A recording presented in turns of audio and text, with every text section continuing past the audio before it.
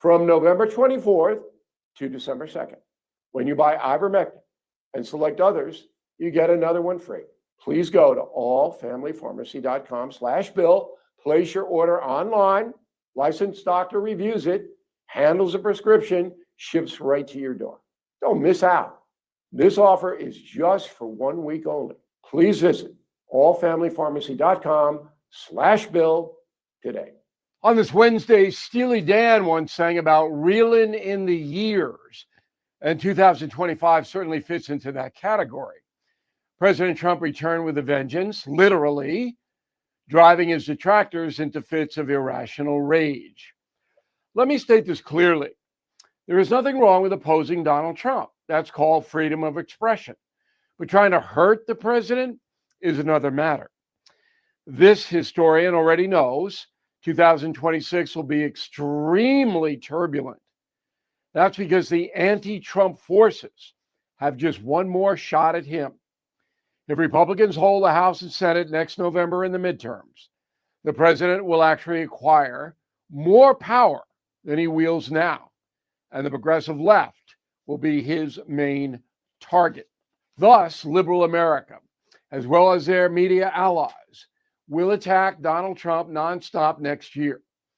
And if he is to prevail, the president must develop a better form of messaging, especially regarding the high cost of living. The key to Trump's future is cogent explanation, why he's doing what he's doing. I admire the president's accessibility, especially after the cloistered Joe Biden. But too often, Mr. Trump distracts the nation with personal feuds and self-defeating invective. A calmer, more verbally methodical Donald Trump would bolster him enormously because most of his policies are working. Back in a moment. Homeowners, when is the last time you checked your home title? Scammers are everywhere and they're targeting your equity. With just a single forged document, they can file at the county. So don't wait until it's too late. Find out if you are already a victim today. Please go to HomeTitleLock.com. Use the promo code BILL to get a free title history report, plus a free trial of their $1 million triple lock protection. That is the Morning O'Reilly Update. More analysis later on. From the Michaels Flooring Outlet Weather Center. I'm meteorologist Chance Scotch with your first alert forecast. Temperatures going to continue to climb towards the upper 30s today. Partly cloudy skies. Eventually, as we head towards the late afternoon, early evening hours, we could see a little bit of a wintry mix across the area. Overnight lows cool back down towards mid-teens across much of the area. Then partly cloudy and dry as we head off throughout the rest of the week into the upcoming weekend. Temperatures into Thursday cooler, only looking at afternoon highs into the lower 20s across the region. On the first alert for Weather Center, I'm meteorologist Chance Scotch.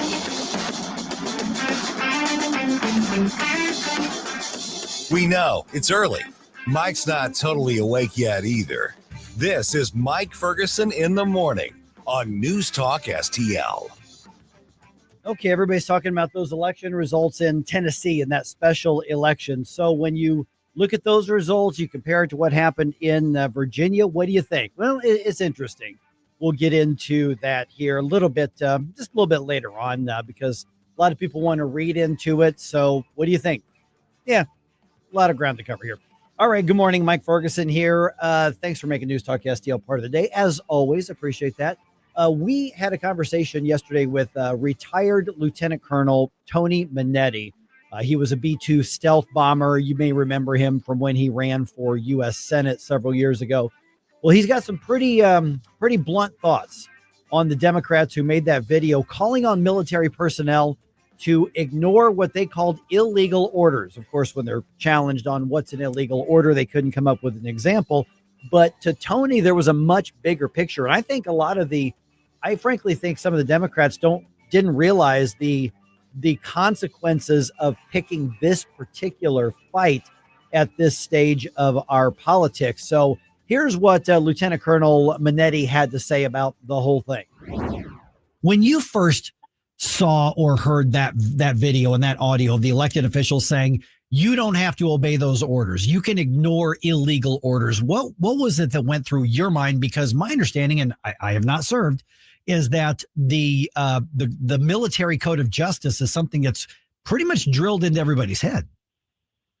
Nothing surprises me anymore that comes out of the voices of these radical left-wing Democrats, that all they try to do is undermine the president's authority. And it's sickened me. I'll tell you the truth, because it's clearly sedition. It's clearly undermining his served and have to carry out orders from the president and their generals and their commanding officers. And then to have political commentary clearly just fogging their direction, they question everything, is really despicable. And it's really shameful, especially someone that has served. The captain knows better. He's out there saying to degrade and challenge authority. And it really was all political. He's probably going to try to run for president. He's doing it just to undermine our president, who is doing what we elected him to do, securing our borders, targeting the chaos and warfare that occurs, and literally trying to make a path right. I mean, you could define a woman now without having to look in Webster's dictionary. So let's be real here. This is purely political talk, just creating a crisis, and then all we do is respond to it rather than be proactive about it. And I'm very thankful for our president, who's taking the fight to the enemy and taking these narco-terrorists on now.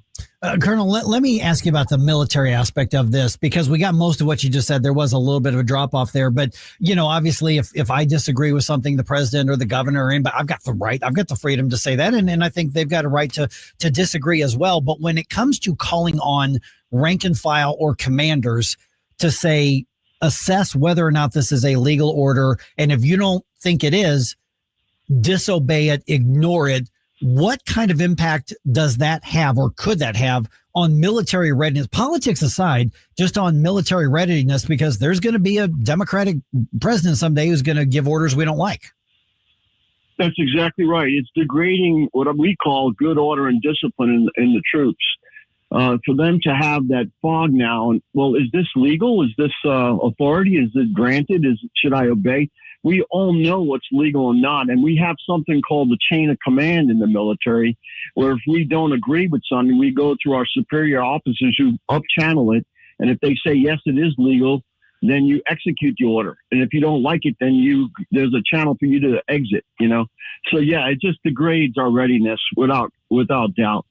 And so when you look at the politics of it, I mean, I think that we have a very, very good, frankly, rare system around the world where we do have civilian oversight of the military. I think that's a very, very good thing. But when it comes to these sorts of decisions on debating the orders and debating the missions and things like that, can we or should we insulate the rank and file from that and have those at the leadership level? Yeah, you see, and that's a fantastic point, and I think that's exactly what our Secretary of War needs to do now, is hold these people accountable that were once military officers and now are degrading our chain of command. So I think they should take action against them. There's a time and a place to have debate on whether we should go to war or not. But once the president has made a decision, he is our commander in chief, and he's responsible for our defense. So I think you need to hold people like these seditious six accountable. Otherwise, it will continue to degrade. And all they're doing is creating a crisis. Most of us that are at the 40,000-foot level see this as purely just politics, creating a crisis and taking the attention away from other problems that are, occurring. We're visiting with retired Lieutenant Colonel Tony Minetti, former B-2 stealth bomber pilot. Tony, when we talk about, for instance, the Pentagon saying they're going to investigate possibly calling Mark Kelly, Senator Kelly, back into service in order to be court-martialed, is that something that is legal? Because I had a couple other veterans send me some stuff, and the way that I was reading it, and not being military trained, I could be reading it wrong, is that you can be called back in for a court-martial if it's for something you did while in service. But if you've been honorably discharged and it wasn't connected to your service, there's questions as to whether or not they can be court-martialed once they've been discharged. What's your understanding of what could or should be? Yeah, My understanding is, for one thing, I can tell you that officers can be recalled. I know I retired after 20 years of service, and then I was asked to come back and recalled back in active duty for 3 years. And there's the UCMJ, and I think it's 688 if you want to look it up, where there's guidance and legal framework.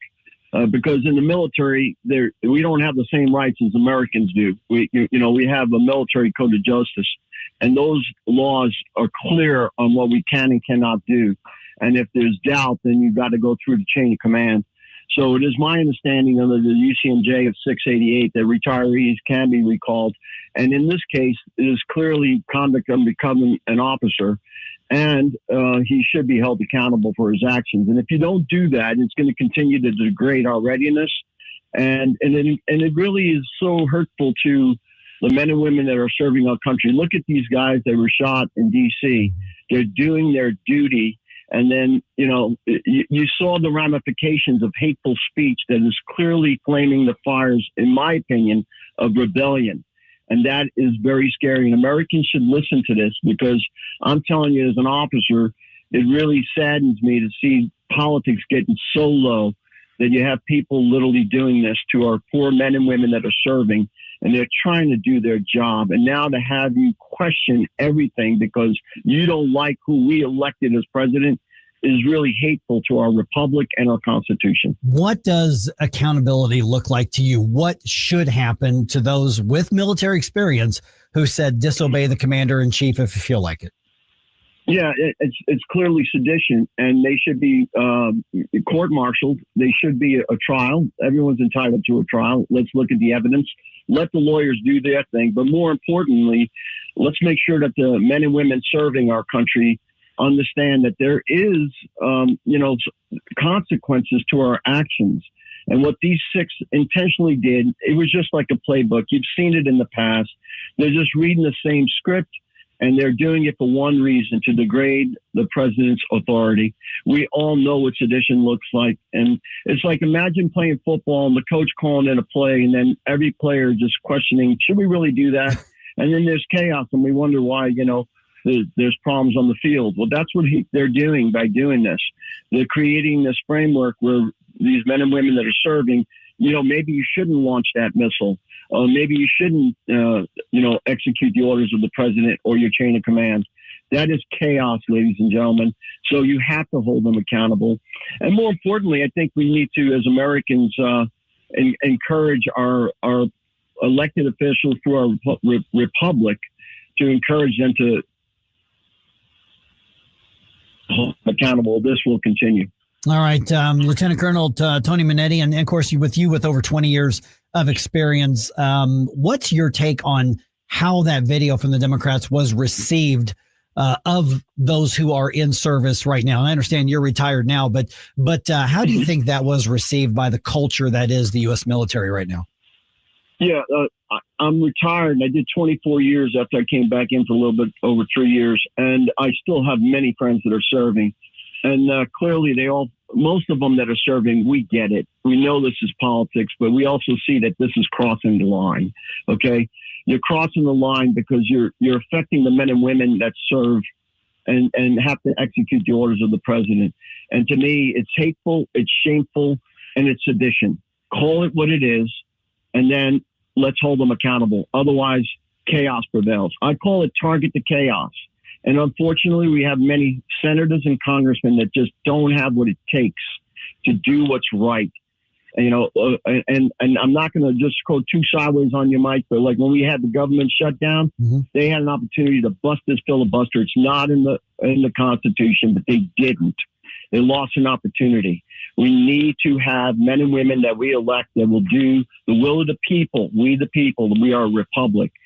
If we can keep it, like Benjamin Franklin said. So I would encourage you to just stay vocal, stay on your congressman and senator, and more importantly, try to give patriots a chance to lead. All right. The book is called The Stealth Way, written by retired Lieutenant Colonel Tony Minetti. Tony, great show again. Thanks so much. My pleasure, Mike. God bless. All right. Once again, retired Lieutenant Colonel Tony Minetti there. That conversation is up on the News Talk STL podcast page. Just wherever you get your podcast, look for News Talk STL. You can also subscribe to Mike Ferguson in the morning. And that conversation, real easy to send to somebody else. Couple clicks on your phone, couple clips on your laptop, and you can text it or email it to anybody who you think might be interested in that. All right, 314-912-1019. Oh, don't forget, I always try to remember to kind of keep this front and center. We've got the food drive going on, and this is going to continue for a couple more weeks or so. But as things get busier and busier with the holidays, please make it a point to be involved in the News Talk STL St. Louis County GOP food drive to benefit the ministry of Feed My People right here in St. Louis. Details are at newstalkstl.com. And matter of fact, one of the drop-off bins is right here at the radio station just off of Westport. So we'd love to say hi. If you can drop something off, just come on in and say hi. We'd love to greet you. So newstalkstl.com.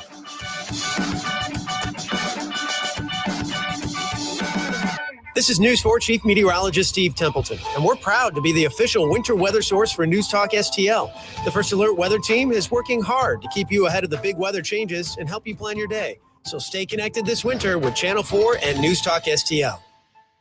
Now, the Free Market Minute, brought to you by the Hammond Institute for Free Enterprise at Lindenwood University. Hey, it's Mike Ferguson from The Morning Show, and I'm here with Dr. Grant Black. And Grant, does having more economic freedom make a difference in people's lives, such as maybe helping reduce poverty? It definitely makes a difference. Economic freedom is critical for fostering well-being and prosperity. It enables people to make their own choices and pursue their own interest, like choosing careers, starting businesses, and innovating to make the world better. It thrives in environments that empower people, promote competition, and protect property rights, all while being supported by limited and healthy government. Economic freedom is a catalyst for generating higher incomes, greater wealth, more opportunities, better access to education, and improved health at all levels of society. It makes a difference. The John W. Hammond Institute for Free Enterprise at Lindenwood University fosters and examines market-oriented approaches to economic and social issues. To learn more, visit hammondinstitute.org.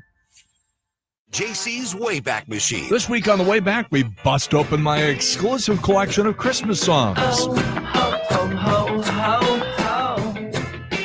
Dashing through the snow. Oh, ho, ho, ho. Also, we talked with the dude himself, actor Jeff Bridges, and lots of great songs from the 90s, 80s, and 70s. All brought to you by the Weber Automotive Group. It's JC's Wayback Machine. Every Saturday night, 6 to 9. On News Talk STL.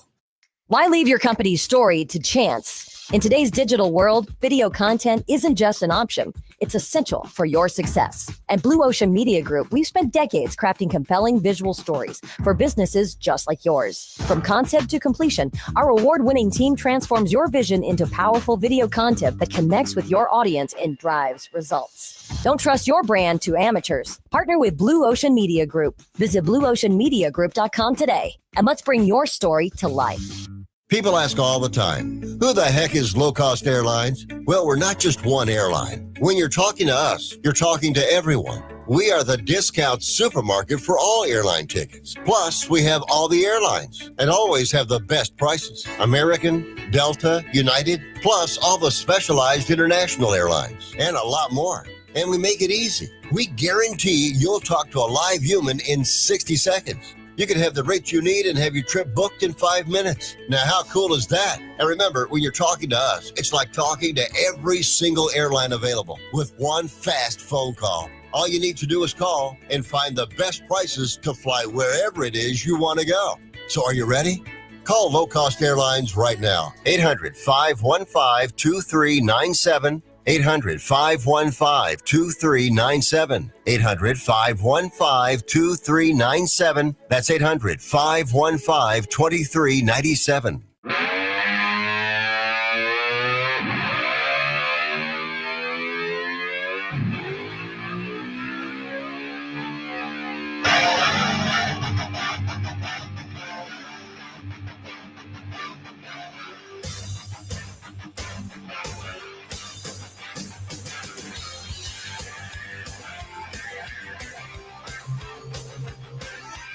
Up St. Louis, it's Mike Ferguson in the morning. All right, so we got the 2 off-year elections. Those are done. 2 elections done. And now we look ahead to the 2026 silly season of campaigns, to quote Tim Jones and steal something from him. It really, I mean, again, being somebody that's new to the world, the way the world works, it really did feel like it was like, okay, we got the president elected, and now we can take a rest. And it just seems like it's just election after election now. Well, yeah, because remember, we got the presidential election last November, so just over a year ago, 13 months ago, and then you had the local elections in April, and then we had a couple special elections in the summer, and then we had the fall special election, and then we had the Virginia elections in New Jersey, and then we had Tennessee last night. So we'll get to that. Republicans, I'm sure you've seen the social media by now. Republicans held on to their seat. And I got some thoughts on, remember, I was questioning the polling in the media all around that. I guess it turns out there was a good reason to question it. It is 5:49 right now. Susie's going to be back in here in a few minutes. That's producer Jerome. My name's Mike. Congratulations to one Senator Nick Schroer. Woo! Yes, he and many other members of the Freedom Caucus are in Texas right now, and they are at the American Legislative Exchange Council conference that's up there. Nick was nominated for the Scalia Award for Restoring the Balance of Government, named after Supreme Court Justice Antonin Scalia, and he won. Yep. So he received that national award. Alec, of course, the left loves to demonize Alec, but Alec is actually, technically, it's a bipartisan organization. There are a few Democrats and there is mostly Republicans, but they are basically a free market sort of, basically they take policy best practices from around the country and they all exchange ideas. That is the legislative exchange. So they come in and say, hey, this worked here. You guys might want to think that. Hey, we need to do this. Anybody done that and had something to work? Yeah, we tried that. It sucks. Don't do it. That kind of thing. So there's actually a good place for it. But they had this national award. I mean, and there's a list of speakers with very big national names. And so Nick was given that award and he accepted the award in very Nick fashion. Oh, with a cowboy hat.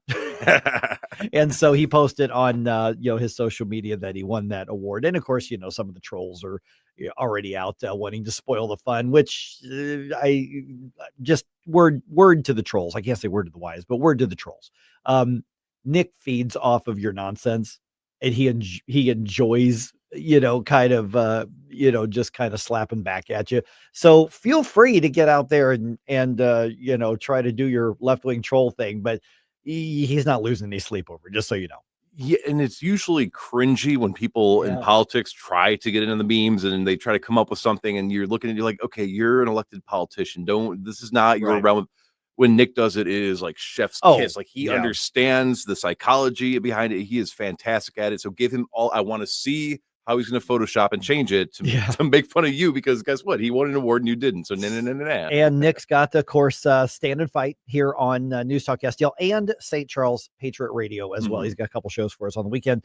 And I'm sure he'll be talking about that, especially on Stand and Fight this weekend. But the American Legislative Exchange Council describes the Scalia Award as one of the prestigious awards presented by ALEC. It recognizes individuals and organizations that have made significant contributions to the preservation and restoration of the balance of power. So that's what it's for. And this is again, national award.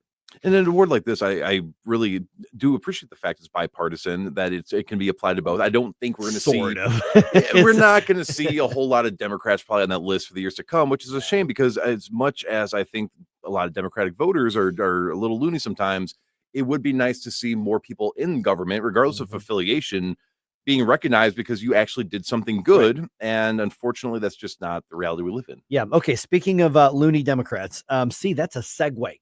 Oh, don't try this at home. I am a trained professional.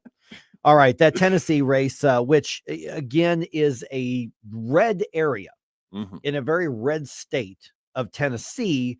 But as we were talking yesterday, Jerome, we were told by the pollsters that this was neck and neck, 2%, very close. The Democrats are anticipating an upset. They're going to flip this seat. And this woman that they nominated, Afton Bain, she nuts. She cray. Yes. I mean, she would get elected in New York City. She would get elected in Berkeley. I mean, one of those types. She's running in Tennessee, and media and pollsters kept telling us this was a neck and neck race. Trump won this particular district by over 20 points. That's how deep red this area is. Now, the winner was the Republican Matt Van Epps. It was not anywhere near what Trump carried, but he still won basically 45% to 54%. It was basically a 9% spread. This was not a close race.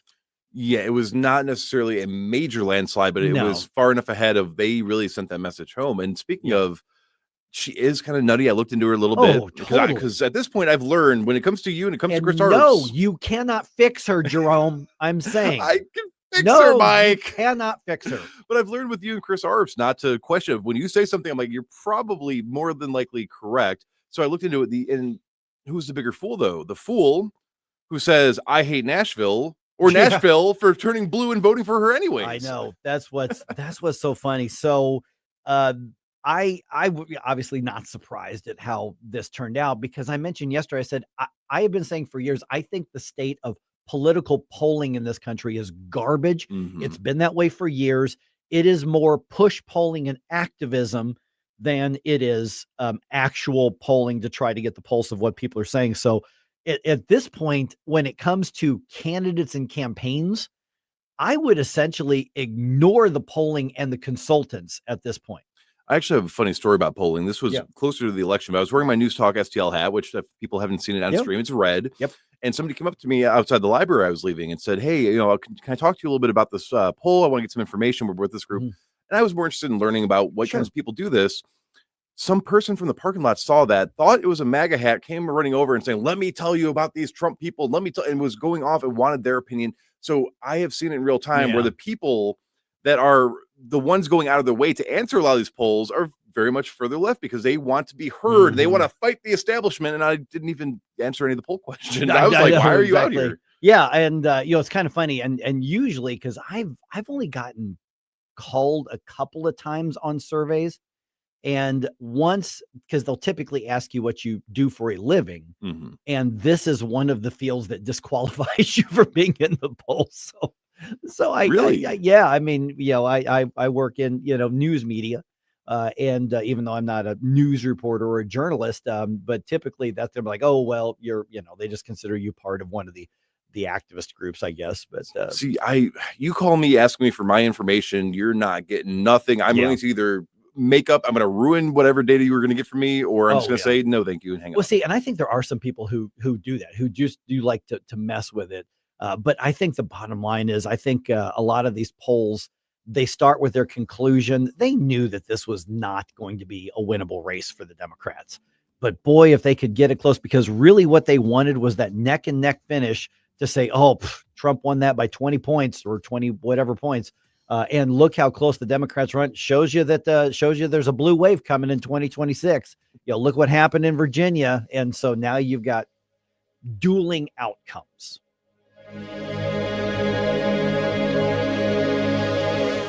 Hi, I'm Dr. Alan Link, owner of the Dental Link.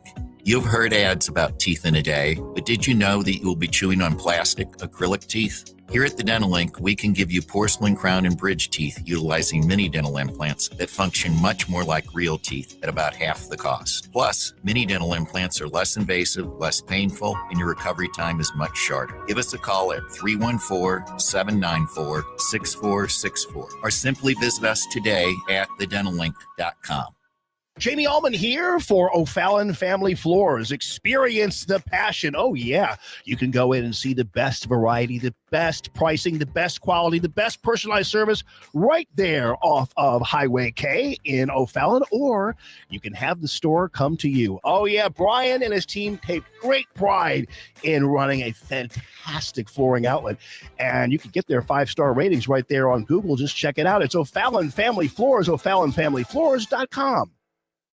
News Talk STL is proud to have Doug Voss of Safe Bunny Radio as part of our lineup each week. Doug has been a staple on the St. Louis radio airways for many years as one of the leading financial experts in the area. You can now hear Doug and Safe Bunny Radio every weekend on News Talk STL. But in case you miss anything, you can check it all out at DougVossSafeBunnyRadio.com. What else do our listeners need to know, Doug? Simply put, I focus on helping pre-retirees and retirees build, preserve, and protect retirement assets, and I've been helping my clients clients solve their insurance and financial needs for the past 33 years. I also strive to educate my clients on how to prepare for retirement, minimize the impact of market volatility on their assets, and deal with the challenges of increased longevity. Call me today at 844-676-SAFE. That's 844-676-7233. Doug Voss is a registered representative. Securities offered through DHL Securities, LLLP. Member FINRA and SIPC. If you turned 65 recently like me, it's important you find a Medicare Advantage plan that gives you the coverage you're looking for. But finding one can be difficult. The best thing I did, and I suggest you do the same, is call a licensed insurance agent and let them walk you through your Medicare Advantage plan options. There are so many benefits you have access to, so make the call now and let the representatives explain everything to you. Our licensed insurance agents can offer you a variety of Medicare Advantage plans. Plus, the call is free, the information is free, and there's no obligation to enroll. We're here to make it easy for you to select a Medicare Advantage plan that may work for your needs. Finding a Medicare Advantage plan can be easy if you do what I did. Make a quick call right now to learn more. Thank you. 800-439-7851. 800-439-7851. 800-439-7851. That's 800-439-7851. KLGY HD3 Clayton, K270BW Belfast, KNBS Bowling Green. This is News Talk STL at 1019, 94.1, and always streaming at newstalkstl.com. Breaking news this hour from Town Hall. I'm Rep Thomason. I am humbled beyond belief to stand before you tonight as your next representative. Republican Rep Ben Keathley, winner of a special election for a seat in the U.S. House from Middle Tennessee's 7th Congressional District. To President Donald J. Trump, thank you, sir. Your endorsement made the difference, and I will never forget it. Ben Keathley defeated Democrat Afton Bain, keeping the seat in GOP hands. Defense Secretary Hegseth is defending a follow-up military strike on a suspected drug-running boat off the coast of Venezuela. During a cabinet meeting with President Trump, Hegseth said that he did not see survivors in the water after the initial strike was conducted in early September. The thing was on fire. It was exploded in fire or smoke. You can't see anything. You got digital. This is called the fog of war. Hegseth said he was not in the room when the second strike was launched, but he staunchly defended Navy Vice Admiral Frank Mitch Bradley's decision-making. Admiral Bradley made the correct decision to ultimately sink the boat and eliminate the threat. Lawmakers have announced congressional reviews of the U.S. military strikes. Greg Clugston, Washington. While describing the U.S.-Russia talks as constructive, a top Kremlin aide says there have been no breakthroughs toward ending the war in Ukraine. Vladimir Putin met yesterday with U.S. presidential envoy Steve Witkoff and Jared Kushner at the Kremlin. A Putin advisor says the territorial issues key to ending the war have yet to be ironed out. Not guilty, the plea entered on behalf of an Afghan national charged with murder and assault last month's shooting of 2 National Guard members in Washington, D.C. First major snowstorm of the season has left up to a foot of snow on the ground in some places in the Northeast. The storm's impact felt from Ohio all the way up into Maine. On Wall Street, the Dow futures up 83 points, NASDAQ futures ahead 33. More on these stories at townhall.com. Everyone is watching major movements ripple through the markets these days, sparked by new policy shifts out of Washington and activity from the Federal Reserve. Americans have faced uncertainty before, and every time we've found our footing again. The real secret to long-term financial peace is simple. Keep your eyes on the horizon and understand the fundamentals that drive real stability. That's exactly why Advantage Gold is inviting you to call 800-741-GOLD right now. We'll send you a free Gold IRA rollover kit, along with a complimentary copy of economist Ken Rogoff's insightful book, Our Dollar, Your Problem. Inside, you'll learn how to defend your retirement savings against inflation, market swings, and reckless fiscal policies, with tangible assets like precious metals that have preserved wealth for centuries. It's no wonder Advantage Gold has been America's #1 gold company for the past decade. Take a smart step toward protecting what you've earned. Call 800-741-GOLD. That's 800-741-4653. Consult your financial advisor before investing. Call 800-741-GOLD. From the Michaels Flooring Outlet Weather Center. I'm meteorologist Chance Koch with your first alert forecast. Temperatures going to continue to climb towards the upper 30s today, partly cloudy skies. Eventually, as we head towards the late afternoon, early evening hours, we could see a little bit of a wintry mix across the area.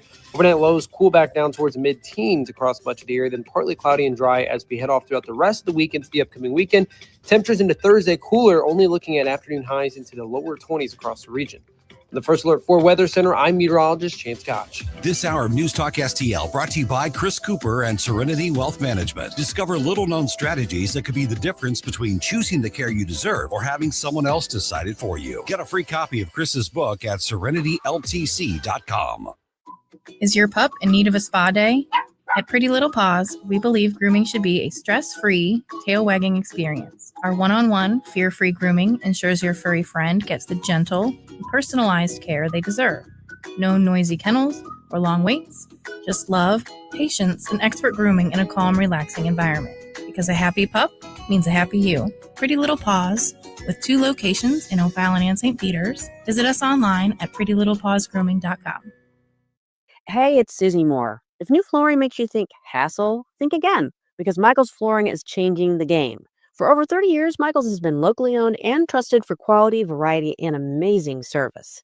Whether it's carpet, hardwood, laminate, luxury vinyl, or ceramic tile, their expert team makes installing new floors exciting, not stressful. That's why customers keep coming back.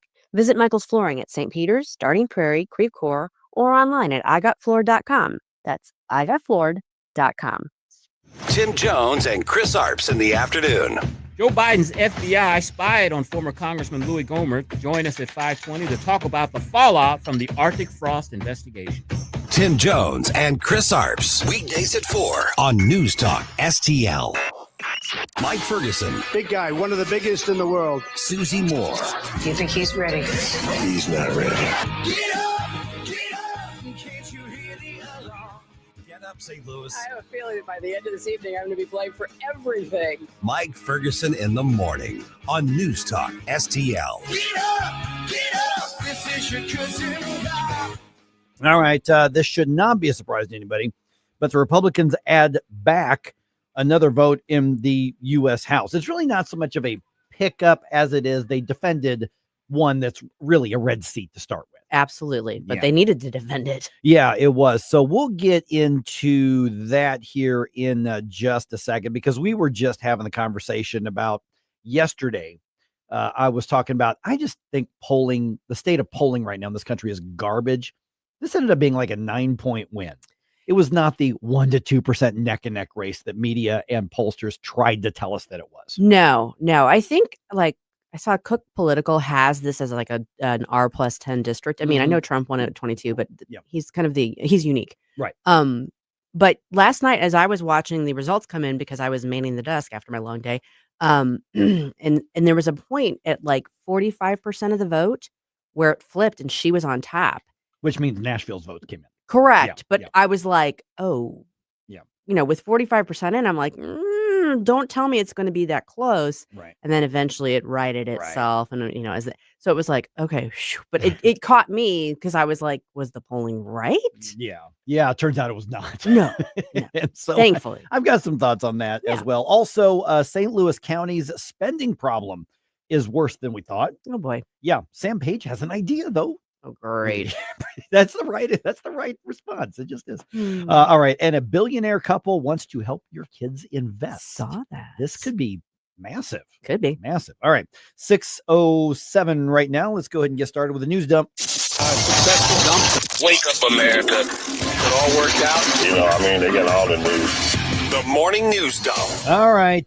Tennessee Republican candidate Matt Van Epps is now Congressman-elect Matt Van Epps. Woo-hoo. He was elected to fill that House seat left vacant by former Congressman Mark Green's resignation. That election happened yesterday.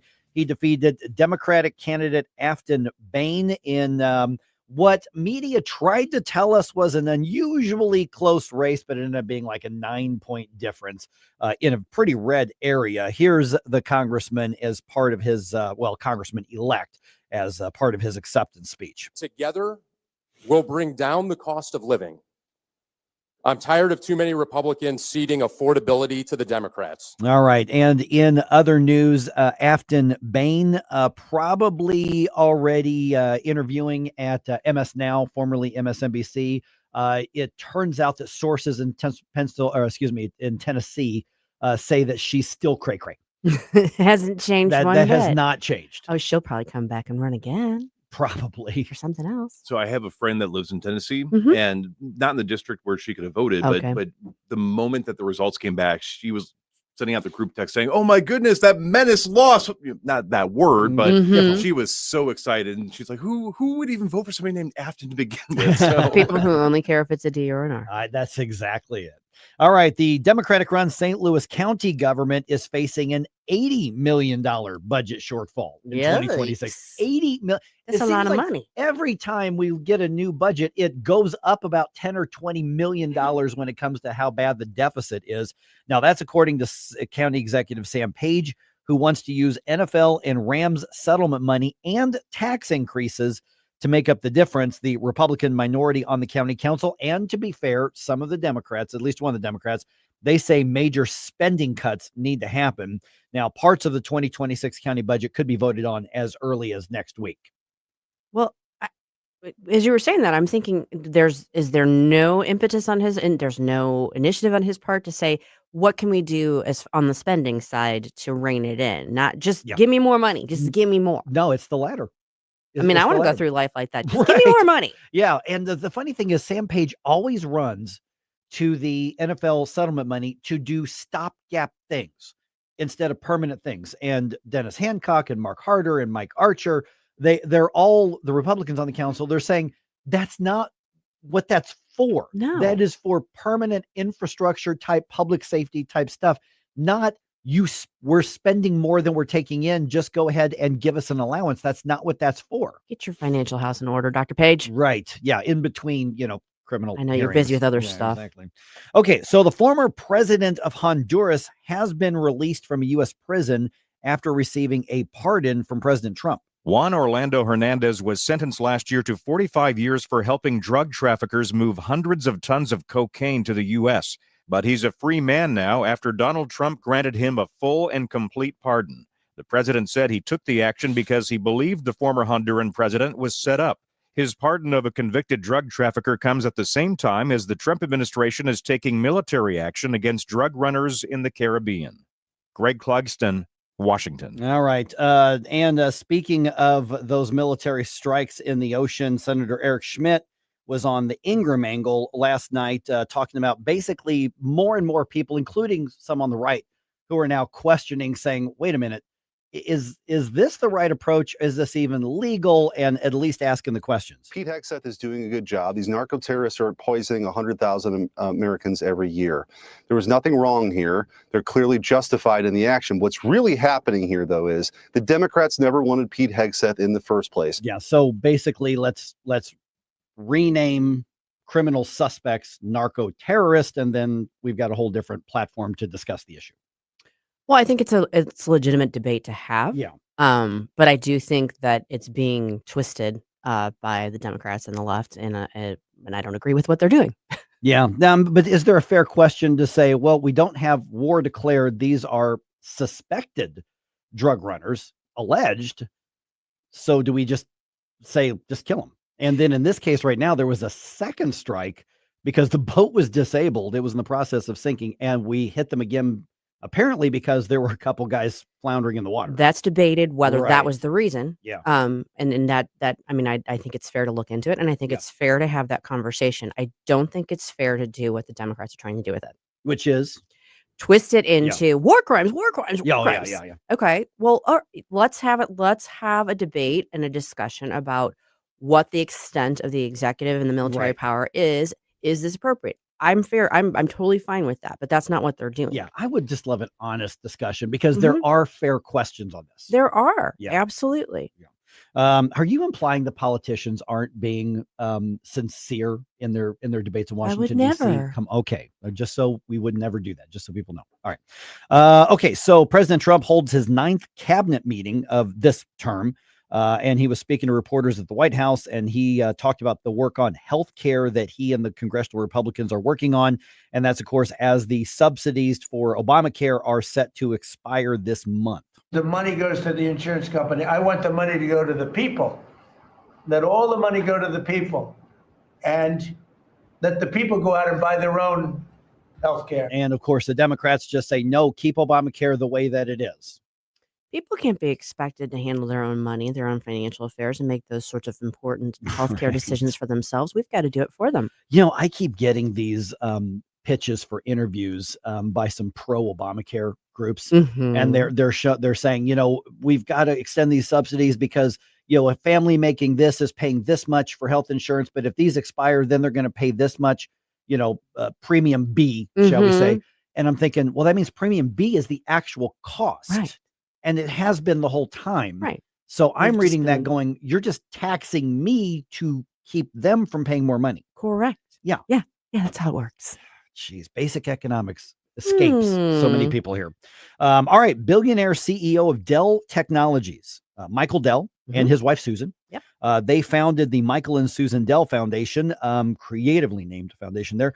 They announced on social media that they have committed to fund investment accounts for millions of American children. We're making a $6.25 billion investment in America's kids through our charitable funds. Next year, every American child will be able to get an investment account powered by Invest America. Okay, so this announcement, the program is designed to work with the federal program that allows parents to open a tax-advantaged investment account for any child under 18 who has a social security number. Okay. So basically, you're here legally. Citizens born from the beginning of 2025 through 2028 may get a federal grant of $1,000, which again, that's debatable as to what the role of government is on that. But having said that, the Dells have committed to seed those accounts with $250 for each child who is 10 years or younger and born before January 1st, 2025. That's not nothing. No, it's not. I kind of like it. It's Yeah. an outside the box kind of idea. It is. It's the private philanthropy. Love that aspect of it. The government funding the purchase of stocks and bonds and that's a whole thing that we should be discussing. We should. But it's also, to me, it's about, like, you know, give a man a fish, teach a man to fish. So you're, you know, helping people start this process, but they're going to be the ones that are going to be adding into it if they want to help it grow and thrive. If they're smart. Yeah. Yeah. But I like the idea. All right. The St. Louis County Animal Shelter in Olivet is waiving adoption fees today. Oh, yes. While the overcrowding is not as bad as it was before, there is still a need to find foster and permanent homes for the critters. All animals up for adoption have been spayed or neutered. They are up to date on the vaccinations. They are microchipped, and the animal shelter is open until 7 p.m. Today's the day. All at once depart, no destination, making cold my heart to fight your war. Stop it right now. I think you all know that I've always felt the 9 most terrifying words in the English language are, I'm from the government and I'm here to help. Get up, in case you hear the alarm. Hey, it's Vic Porcelli here with our great friend Chris Cooper from Serenity Wealth Management. Hi, Chris. How are you, Vic? I don't want to put anybody else down, but that when you go up and visit you at Serenity Wealth, your place looks like home. So a lot of financial advisory offices, they have, you know, the big mahogany desk or the big marble entryways and things like that. The stock market channel on the TV when you walk in the door, right? That doesn't really drive a good conversation. Good financial guidance and advice starts with a good conversation. People are nervous. People are afraid to talk about finances, right? And so you can see a little standoffish. Well, my objective is to try to have a good, casual conversation. By having those conversations about life, goals, objectives, it's what makes me understand what our financials are supposed to fund. So if somebody does want to have a good conversation, how do they do that? How do they find you? Our website is the best way to do that because you can get all the information you need, understand where we are, get a little bit more information, all that. SerenityWealthNow.com. Reach out to Chris and Stacy today at SerenityWealthNow.com. Investment advice offered through Fortis Capital Advisors, LLC. I'm Dr. TJ, owner of the Institute of Natural Health, co-owner of Optimal Nutraceuticals, and the host of Wellness One. Wellness One is designed to cut through the nonsense and provide you common sense science-based information regarding health and wellness. On the show, we discuss topics like thyroid health, gut health, hormone optimization, and many others. Our show airs Saturdays at 10 a.m. and 2 p.m. and Sundays at 11 a.m. and 3 p.m. right here on NewsTalkSTL. And you can visit us at inhstl.com. That's inhstl.com. Hey, folks, Jamie Allman here for Newsteader's Fine Jewelry right there at Doherty Ferry and Big Bend. WowDiamonds.com. It's Wow Diamonds for a reason. These are beautiful lab-grown diamonds. They are gorgeous. They will blind you when you walk in and see them, but that's a good thing. Great engagement sets, wedding sets, all these beautiful God-created gems, sapphires, rubies, you name it, garnets, and also all the gold you need, and the famous bull of a watch, WowDiamonds.com.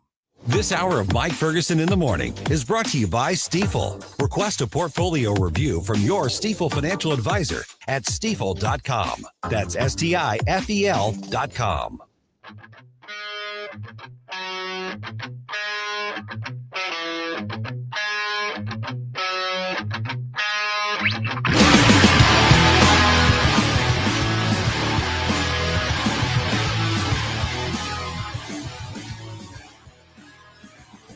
Hey, folks, it's Chris Salcedo, your liberty-loving Latino on Newsmax.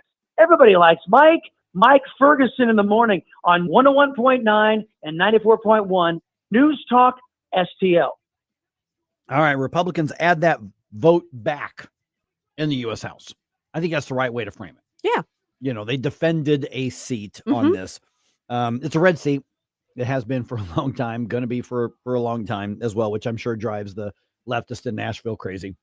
Because Nashville's kind of like other big cities in red states. You got the blue dot in the big red area. Which is really interesting when you think about it, because Nashville, what's Nashville known for? Music. Country music. And it's, it's very Tennessee. Like, it's just kind of interesting They that think they're known for barbecue, but no. It's minor league. That's it's minor Maybe league. Memphis. Again, Memphis, not bad. It's, there's very little terrible bad barbecue in the country. You have to go all the way to South Carolina for terrible bad barbecue. But don't let the Palmetto State hear you. It's hey, if I want pimento cheese, I will go back to South Carolina. Okay. Actually, South Carolina's a beautiful state, but their barbecue sucks. But yeah, Memphis and Nashville barbecue, it's okay. Texas, pretty good. St. Louis, okay, it's cute. Kansas City barbecue, probably one of the best. Kansas City, you just can't go wrong. Just saying there. All right. But here's the thing: the GOP gets their vote back. Tiny bit of breathing room for Mike Johnson and the Republican caucus here. They need it. Yep. Matt Ben Epps indicated in his speech last night that essentially he's a MAGA guy. He's going to go along with pretty much whatever the president says that he wants. Part of that is, I think that's just his approach to things. And also the president, did do some work to try to get out the vote as well. Although I don't think the Republicans really had to worry about this particular seat, but turnout though was an issue because you got to make sure that they're motivated. And I actually think that the Democrats' craziness helped motivate the Republicans. I want to get to that too. That's just because that's the one part of this I just don't get. I want to get to that here, but let's follow up what we were talking about a few minutes ago, and we were questioning this yesterday. The polling and the media, they want to sell a drama. Of course, this is neck and neck after Trump wins this seat by over 20 points. Or this district by over 20 points, the Democrats could flip it. This shows what's going to happen in 2026. And yesterday I'm going, I don't see it. Now, I don't think, that you're going to get Trump numbers in the district. I don't think anybody would. But, that turns out this is basically almost a 9-point spread, which is kind of a TKO. This is a no contest. This was not a close race. And it never was. But people still get worked up over media reports and political consultants and polling saying, oh boy, this is 1 or 2. This could go either way. It's in the margin of error, which is the garbage they were trying to sell us. Well, so there's two schools of thought on that. My mind has two schools of thought on that. Just my brain. One Both of is you. all two of me. One of them is the sort of wish casting, like from the left, trying to say, this is really more competitive than it is, and Donald Trump's losing his grip on power and that sort of thing. And the other is from the right, trying to kind of put the fear of God into the electorate and make sure that they get out and vote. So you don't have an upset and you don't have a situation where you've got a very motivated Democrat voter base because they can't stand Donald Trump, and the idea of flipping a seat and giving him one less seat in Congress, supporting him, is just so tasty to them. You don't want to let that motivation overwhelm your sort of like, it's the middle, it's December, I got Christmas shopping to do. It's red. He's going to be fine, because that can happen. Yeah, and that's, I think, and by the way, I love the word wish casting. That's an awesome word. I think we're trademarking it for the station and the show.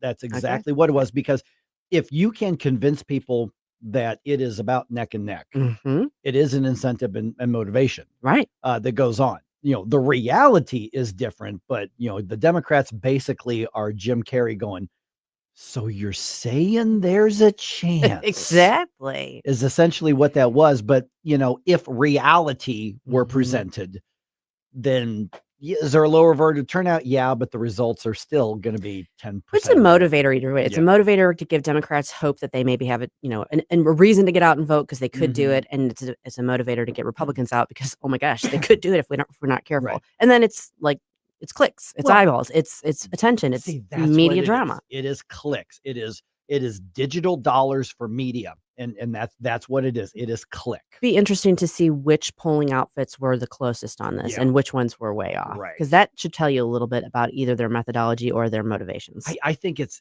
I mean, if it's methodology, it just shows that they either have not figured out how to keep up with the changing electorate, or I think it's motivation. I think they're starting with, here's what we think, or this is what we want. Let's figure out a way to make the numbers fit. And that's why I don't buy into any candidate or political polling at this point. Now, there's the internal polling that's never released to the public, and occasionally I'm given access to that just because of some of the folks we work with.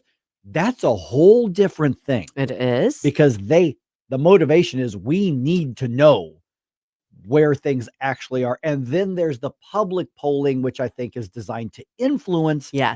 At least as much, if not more so, than to reflect. Was Ann Seltzer involved in this in any way?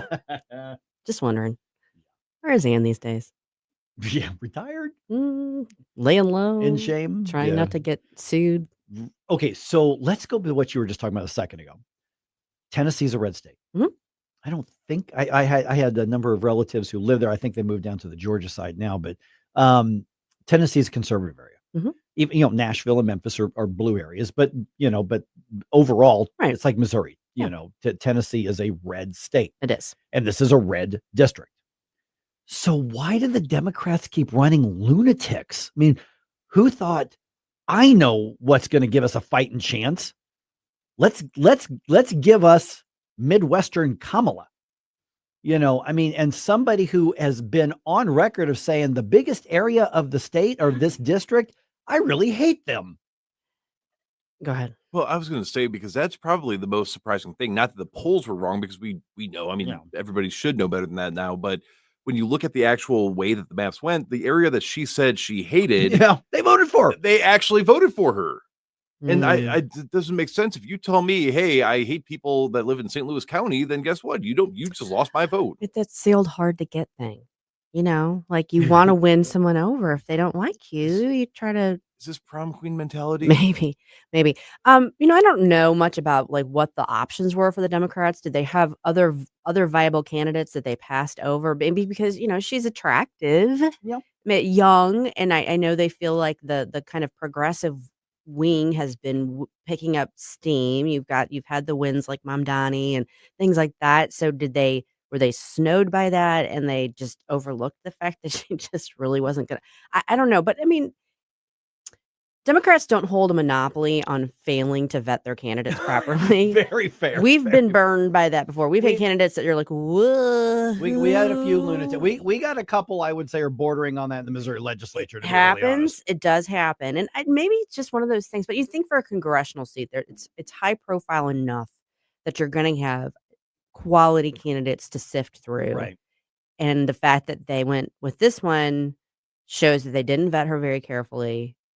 Is, to my knowledge, this is one of her first races. I mean, But she I know hasn't been in she the. ran for something before and But- lost. I don't remember what it was. Yeah. I think she might have been a state rep or something. Oh, was like she? that, Okay. yeah. Or state. Yeah, but this is somebody like her wins in Berkeley, wins in New York City, maybe wins in Northern Virginia.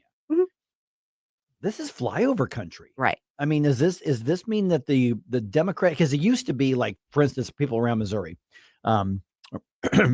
excuse me, more accurately, Missouri. We're getting you choked up, aren't we? Yeah, exactly. They would talk about, well, I'm a Democrat, but I'm a Truman Democrat. Yes. You know, or at one point there were a few people who said, well, I'm a Carnahan Democrat. You know, basically I'm a Democrat, but I'm not a crazy leftist. An Ike Skelton Democrat. And a Skelton Democrat, definitely an Ike Skelton Democrat. I Yeah. love Ike. And so that's the type of Democrat that held on in red states for a long time. And so have the Democrats in even flyover country decided that we are going all in on the extremism and there's no in between, and there are no more Ike Skeltons. There are no more Mel Carnahans, although Mel Carnahan was farther to the left than Ike Skelton was, but you know, no more Trumans, no more Kennedys, no more. It's AOCs, you know. Yeah. I mean, even in the middle of the country. If they are, it's a miscalculation. Oh yeah. Because if you do want to pick up, you know, a kind of a surprise upset, you're going to have to run with somebody who isn't so far to the extreme that people are going to be turned off, and that you're going to have like the ads write themselves when you've got her quoted saying some of the things that she said. Oh yeah, it's on audio. Yeah. I had it just showed up in my social media this morning. I'm like, yep, she said it. Yep. They're not taking it out of context. And she said, I hate country music. That's very bold. She wanted to bold represent strategy, Cotton. Let's see how that worked out for you. She wanted to represent Nashville. And she's like, I hate country music. Listen, I'm not a country music fan myself. I like the old school stuff back from the day, but I'm not going into Nashville and saying your country music sucks. I just feel like running here in St. Louis and saying I hate the Cardinals and the Blues. Right, exactly. Well, okay, you might be in the wrong spot. Good luck with that. That arch is an eyesore. Yeah, Please right? vote for me. Right. Yeah. Well, hey, you know, it's still 2020. Still 2025, but the politics of 2026 are officially happening in Jefferson City. At 6:35, Representative Ben Keathley updates us on the work to protect your wallet and move the show me state in a more freedom-focused direction. Oh, hey, look, there's the arch. Oh, hey.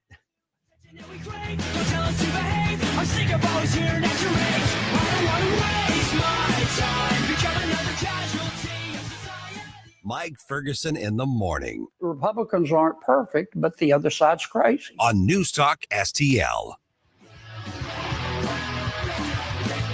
From the Michaels Flooring Outlet Weather Center. I'm meteorologist Chance Scotch with your first alert forecast. Temperatures going to continue to climb towards the upper 30s today, partly cloudy skies.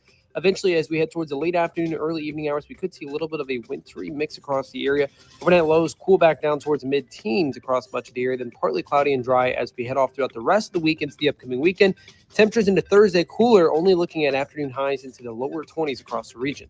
On the First Alert 4 Weather Center, I'm meteorologist Chance Scotch. Are the days of a personal doctor gone? Not at Body of Health Direct Primary Care. I'm Dr. Randy Tobler to share how our design is putting the care back into healthcare. Plain and simple, our members, not insurance companies, get our exclusive focus. That means same or next day appointments, responsive answers to your concerns, and a no-spin, big tool chest approach. It's about time you get serious time devoted to your medical needs. To learn about healthcare the way it ought to be, schedule a discovery call today at bodyofhealth.com. That's bodyofhealth.com. Hi, it's Ken Williams, and my favorite Capriati sandwich is the Capistrami. You've got hot pastrami, melty Swiss cheese, crunchy coleslaw, and zesty Russian dressing. What else do you need? I love Capriati's, and you will too. On Manchester at McKnight in Rock Hill. Tim Jones and Chris Arps in the afternoon. Kate Monroe. I was in the Marine Corps. I don't think people really understand that the National Guard is essentially your neighbors. I mean, this would be like your house is on fire and all the great men and women on your block that are capable of helping you put out said fire, you call the police on them and then let your house burn down. That is essentially what these cities are doing. Because Orange Man wants to send people to help us, we're going to go ahead and let it just burn down. Tim Jones and Chris Arps. Weekdays at 4 on News Talk STL. Hey, Columbo, here for Rockwood Charcoal. Rockwood is made from 100% pure Missouri oak and hickory, so you're cooking with the best and supporting local industry and a local business all at once. There's over 100 area Rockwood retailers. Find yours at rockwoodcharcoal.com. If you find yourself feeling out of place in the world, it's comforting to know conservative values haven't been abandoned everywhere. Thanks for being my voice in all this. This is News Talk STL. There are people out there that feel the way that I feel and say what I say. Welcome home.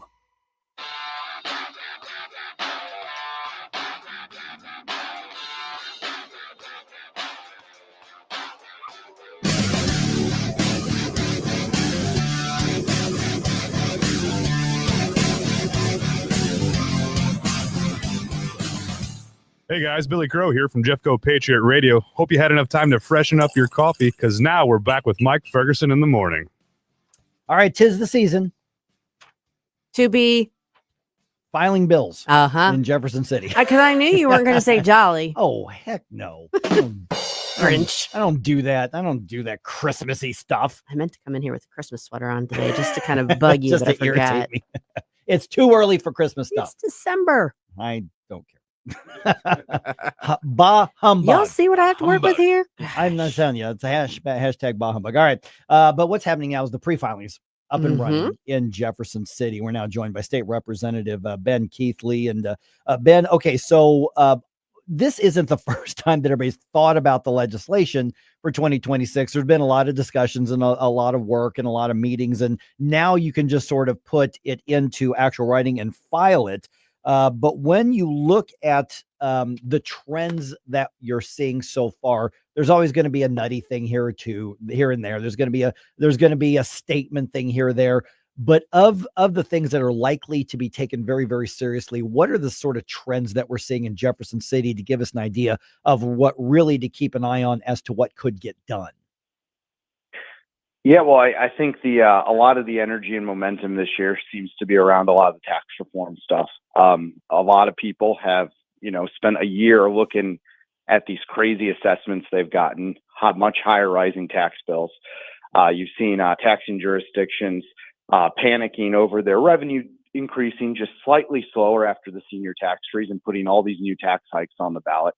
And people are freaking out, rightfully so. And I think this will be a big area that the legislature is going to try to take a chunk out of the property tax scams that are going on all over our state. Ben, this is Susie. Good to talk to you. In previous sessions, we've run into this situation where there's a lot of great agenda items and there's a momentum, and we're kind of hopeful that a lot of these items are going to get passed, and then something kind of comes up. Either there's a kind of a pushback by leadership, or sometimes somehow things get hung up. Are you seeing obstacles to these primary agenda items this year? Well, I think the biggest obstacle this year is going to be, I think a lot of people don't know what to expect from the Senate. Last year was a very strange year, one we haven't had in a while. You had a unified Republican Party in both the House and the Senate moving on some pretty big ticket items, everything from initiative petition reform to Amendment 3 clawbacks to the 7-1 congressional map redistricting. A lot of big things, including, IP reform, which was thought, something Republicans just could not get it together to cooperate to get something across the line. We accomplished that stuff last year. And a lot of it was done with Republicans finally, standing up to the super minority Democrats in the Senate. But will that, how is that body going to function this year?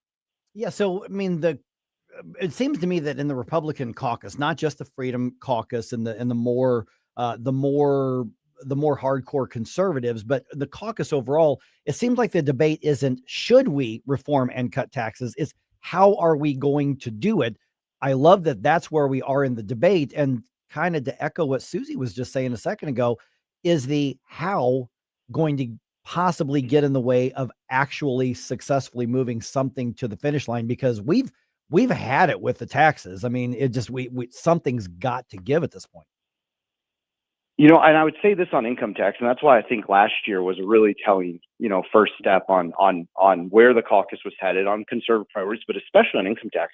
You had you had I think it was 9, 10, 11, mostly senators filing income tax, zero income tax bills, and they were all word for word the exact bill. I've never seen an issue like that everyone was, and an issue that is honestly quite complicated in terms of, how you're going to get there, how you're going to go over time, what pace you're going to move at, how are you going to replace any of the revenue to the extent you want to. But everyone was kind of unified on that. I think what makes a big difference too, and now we're getting the boost from, you have a governor who is just completely focused on this issue, and it's a lot easier to kind of keep keep everyone in the barrel headed the same direction when you have that kind of leadership from a governor who's focused on that one issue. Ben, I feel like this might become a topic of conversation that wasn't necessarily anticipated, but we saw a perfect example on Monday of one of our state agencies failing to meet the moment. MoDOT, I think, is rightly being raked over the coals for its failure to anticipate and prepare for the snowstorm that we got on Monday.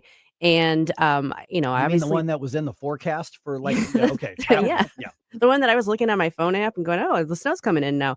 Yeah. So I don't know what, from a legislative perspective, obviously there's oversight, but if there's any movement or if you see any impetus for perhaps stronger oversight or reimagining how that agency operates.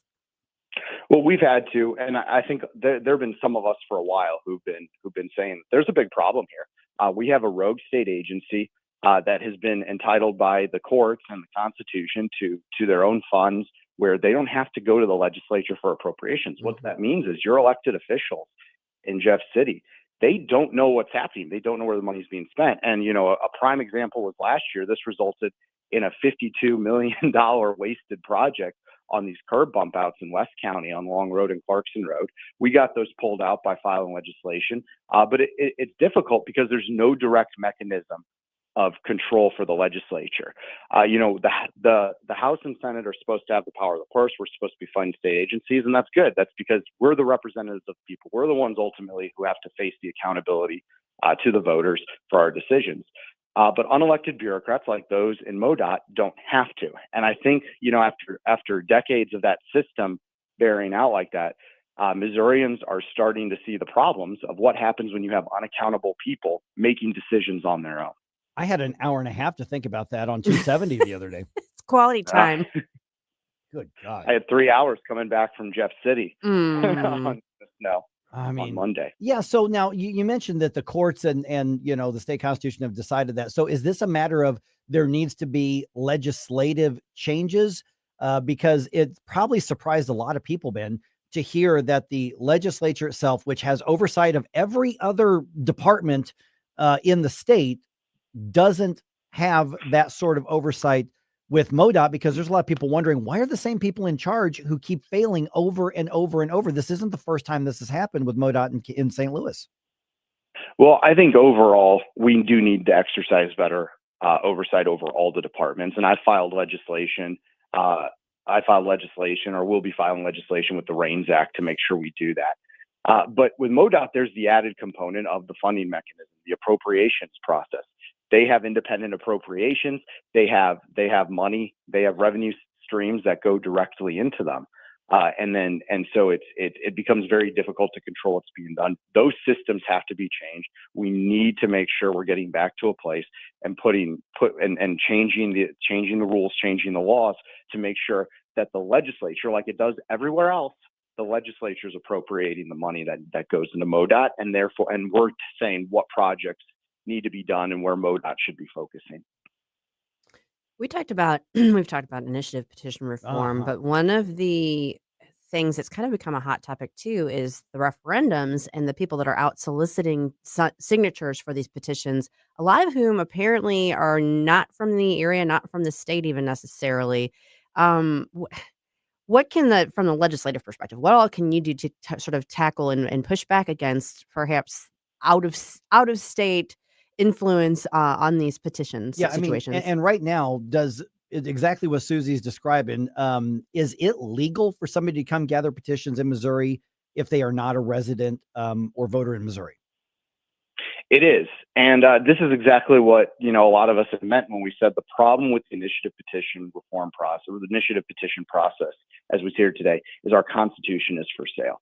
With enough money, you can get anything you want on the ballot. It doesn't get vetted by a lawyer. It doesn't automatically get vetted by a court unless you challenge it.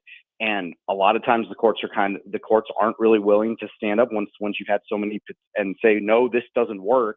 And when you've had so many signatures on a petition, the problem is with enough money, I can hire enough out-of-state workers and I can hit my magic number of signatures. That's not a good way for us to run our foundational document.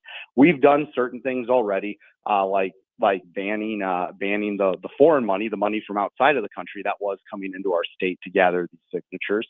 We've tried to work on some other things like the information that's gathered that makes it easier for these signatures that end up on these petitions to actually be gathered. But ultimately, the thing that needs to happen, and the thing that's going to the ballot next year, is we just have to increase the threshold for amending our Constitution. It is not fair to the people of Missouri to give them 50-word ballot summaries that are standing in front of 30 and 40-page constitutional amendments and act like we're informing the voters of what we're actually doing to the Constitution. It's totally inadequate.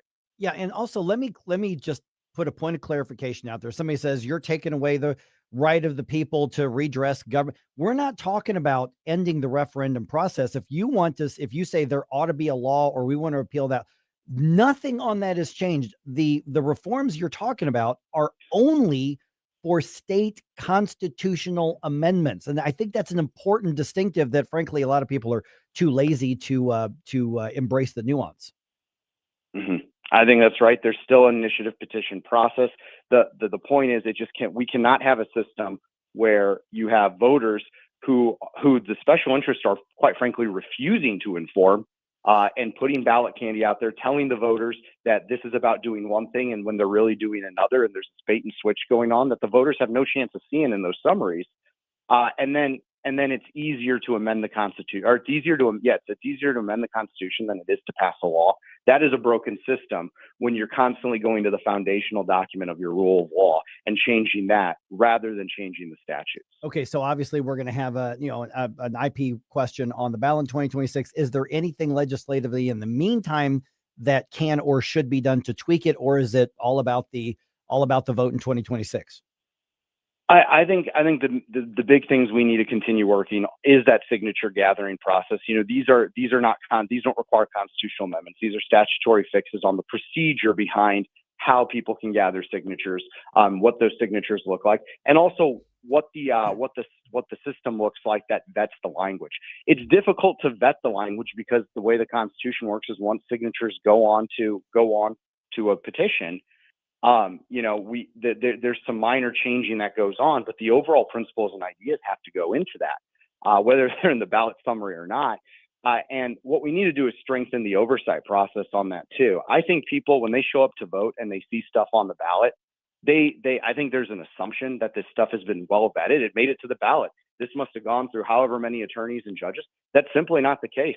With enough money, I can put whatever I want on the ballot. I can say Mickey Mouse needs to be the ruler of Missouri, and I can change the ballot summary language, and I can get signatures by telling people something else. Be careful what you're signing out there. They're almost never being honest with you about what's actually in there. And to be fair, Mickey Mouse would be a better leader for St. Louis County in particular than what we have. Absolutely. I'd get on board with that. Right. Exactly. Yeah. All right. State Representative Ben Keathley. Hey, appreciate the update. I know that the busy work is already underway, but the crazy stuff gets started in 3.5 weeks or so.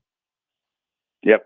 Thank you. I appreciate being here. Thanks, Ben. And Susie and I will be there on opening day of the legislative session on January 7th. We will be doing the program from the Capitol that day. Yeah, and I'll be all alone by my lonesome in the office. In the ship. Or maybe I will have a four-legged friend with me. So we'll tell you how you can find your family's next four-legged friend without paying the adoption fee. That's coming up in the news dump at 6:50.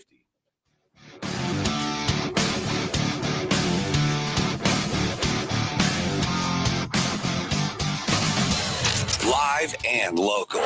Well, here's what's on my mind. I think I got the solution to immigration. News Talk STL. News, analysis, opinion.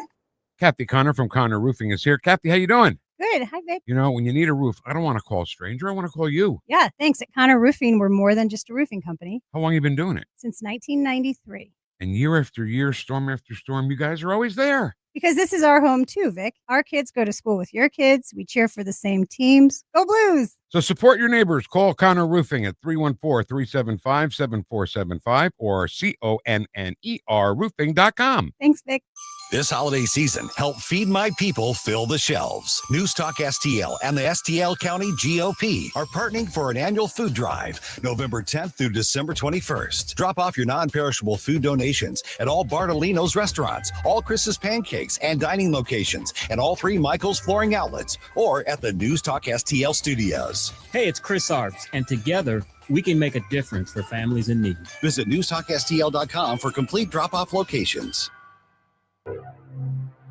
Report cards are a good way to show how well your kids are doing in class and where they might need improvement. We at the Show Me Institute believe schools should get grades too, so parents can see how their child's school compares to others. That's why we came up with the Missouri School Rankings Project. Click on the website moschoolrankings.org and it's all there. Rankings and letter grades for all the schools in Missouri. The rankings are based on categories such as student performance in English language arts and math, ACT scores, and graduation rates.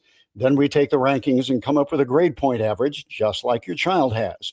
Each school and district has a grade, and the website is easy to use. And now we've added spending data for every district, so parents, taxpayers, and policymakers can see where the money is going. Don't you want to know how your child's school stacks up? Learn more at showmeinstitute.org. The Show Me Minute has been brought to you by Show Me Institute and Show Me Opportunity. This hour of Mike Ferguson in the Morning is brought to you by Stifel. Request a portfolio review from your Stifel financial advisor at stifel.com. That's STIFEL.com.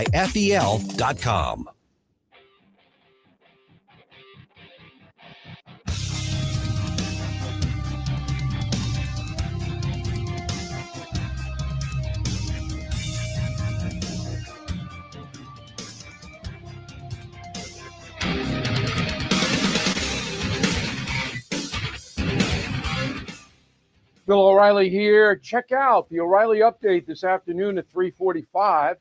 Right now, it's back to Mike Ferguson in the morning on News Talk STL.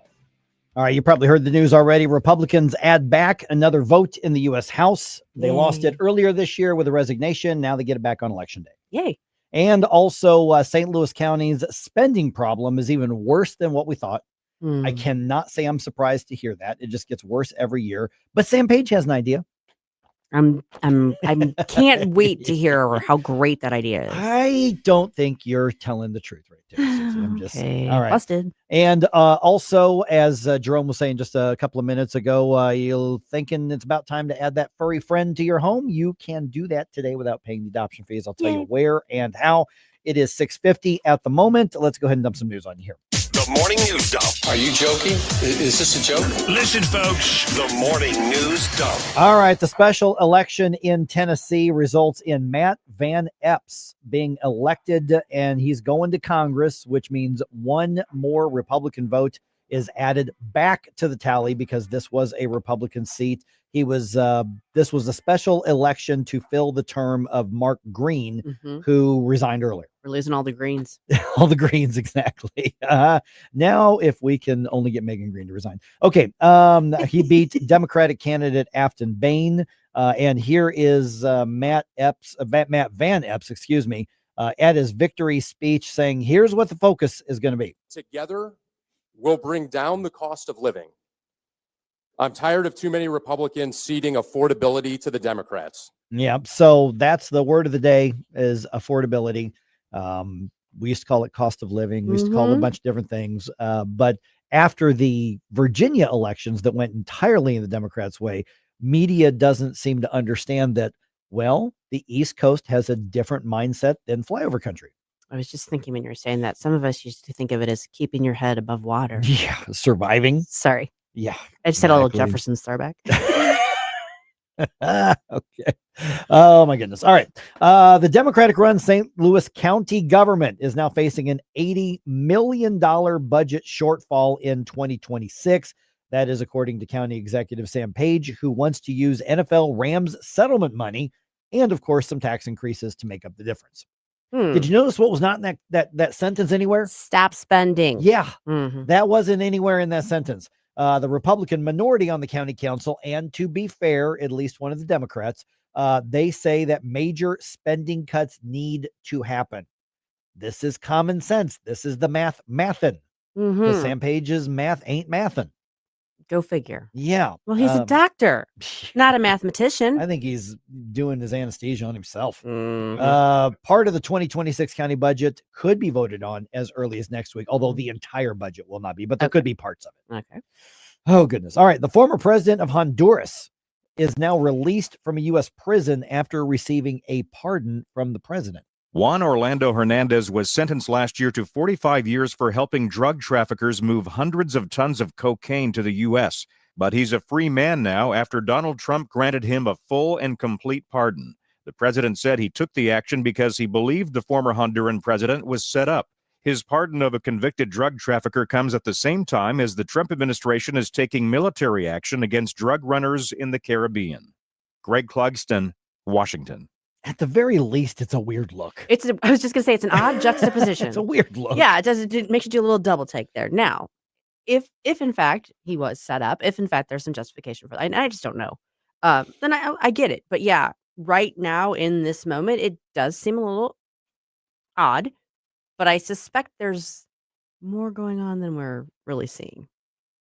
Still a weird look. It is a weird look. Yeah. I'm not denying that. Issues the pardon in between the missiles. Yeah. Like I said, I suspect there's a lot more to this that we're not seeing. We're just seeing the tip of the iceberg. There's a lot of stuff going on underneath, but the surface. But it is a weird look. Yeah, it's 14D chess is what. No, I'm not even saying that. I'm not even saying that. I'm just saying we're not always privy to some of the information that the people in charge are operating with, and there may be some very solid strategery going on here. All right, President Trump holding a cabinet meeting, 9th cabinet meeting of this term. And then speaking with reporters at the White House, the president says the administration is working on a healthcare proposal. And of course, this is coming as the tax subsidies for Obamacare is set to expire this month. The money goes to the insurance company. I want the money to go to the people. Let all the money go to the people. And let the people go out and buy their own healthcare. And of course, the Democrats are still demanding that we just keep those subsidies going. I think one of the votes that's coming up here pretty shortly would be a 2-year extension of everything as is, including the cost inflating Obamacare subsidies. Yeah. I think the Republicans have the numbers to go, yeah, no, we're not. Yeah, I don't think that's happening. I mean, there's probably going to end up being some sort of compromise that we're not particularly thrilled with. I suspect you're right about that. All right. And I hope that happens after I've begun my vacation at the end of the month. Okay. Just saying. A landmark ruling from a Texas court. This is interesting. Michael Harrington has the story. District Judge Sidney Fitzwater has ruled that prisons cannot house men who are living as women with inmates who are actual biological women. The decision is a victory for 2 female prisoners at the Federal Medical Center Carswell in Fort Worth. The facility houses inmates who are suffering from physical or mental disabilities. The plaintiffs say several men living as women have been harassing and abusing female inmates. Go figure. Yeah.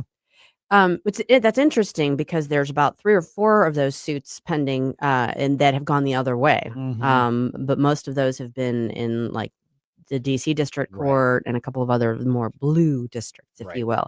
But yeah, when you think about that from Now, given the different results of these, is this one of those things that eventually is going to end up before the Supreme Court? You betcha. Yep. And I have a feeling that they will probably make the right decision given the current makeup.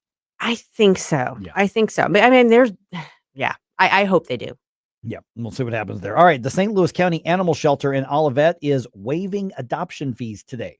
Yep. While the overcrowding, it's not as bad as it was before, but it's still a thing, without a doubt. They need to find foster and permanent homes for all of the critters. So all the animals that are up for adoption and also fostering, they have been spayed or neutered. They are up to date on their vaccinations. They are microchipped and the shelter is open until 7 p.m. tonight. All right. And that is a fantastic deal because of the time it takes normally. Right. So you are basically, fresh out the go, nothing else to worry about. Yep. So Sweet. you can look that up on the county's website or just go out to the animal shelter Yeah. and all of it if you want. You can. Will Wilson Contreras remain a Cardinal? Yeah. Question. Multiple reports now say that he's let the team know he's willing to be traded if he likes the team they want to deal him to. He's got a no trade clause in his contract, but reports say he would waive that for a team that is the right fit. Now, let me tell you, baseball terminology, baseball vernacular, right fit is basically baseball talk for any team that could actually go to the playoffs. Yeah. That's essentially what we're looking at.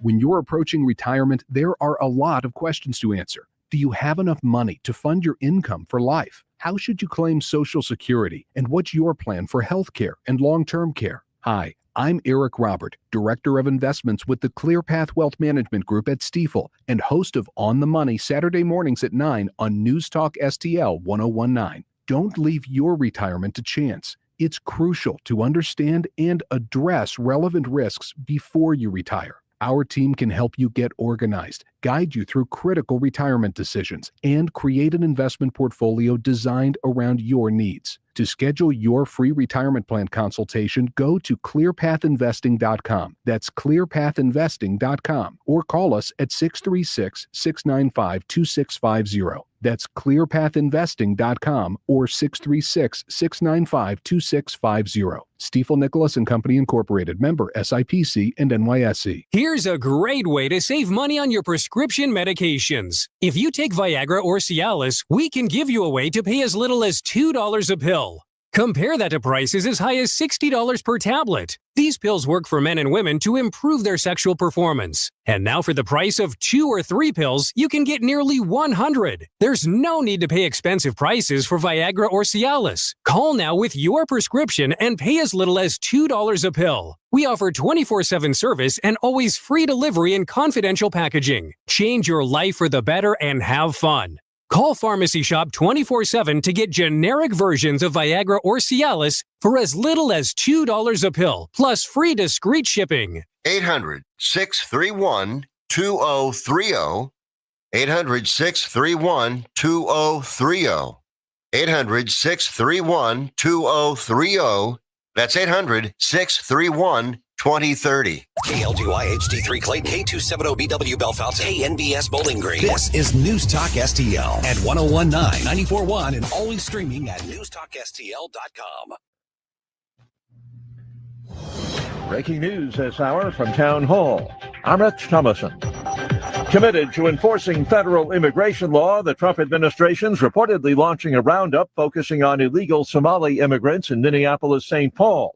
It comes amid a massive Medicaid fraud scandal in Minnesota, along with rampant gang activity. All of this prompting President Trump to declare Somalis not welcome here. The president ended his Tuesday cabinet meeting with a tirade against Somalis living in the United States, complaining they add little to American society. I don't want them in our country. Their country's no good for a reason. Their country stinks, and we don't want them in our country. I could say that about other countries, too. In recent days, he's described Minnesota, which is home to the largest Somali community in the U.S., as a hub of fraudulent money laundering activity. Greg Clugston, Washington. President Trump has officially terminated all pardons or communications signed by the infamous Otto pen during President Biden's term in office. In Tennessee. What a night. We did it. He certainly did. Republican Matt Van Epps has won the special election for a U.S. House seat in a very close race with Democrat Afton Bain. Van Epps defeated Democratic opponent and state lawmaker Afton Bain to keep the 7th congressional district in GOP hands. President Trump backed Van Epps. The special election followed Republican Congressman Mark Green's resignation this past summer. This congressional race saw a surge in spending. Correspondent Andrew Stewart. Official winter still several weeks away, but it's already looking a lot like winter across parts of the Northeast, where a storm dumped as much as a foot of snow in some spots. This round of winter-like weather left its mark from Ohio to Maine. Dow futures up 116 points. NASDAQ futures ahead 50 points. More on these stories, townhall.com.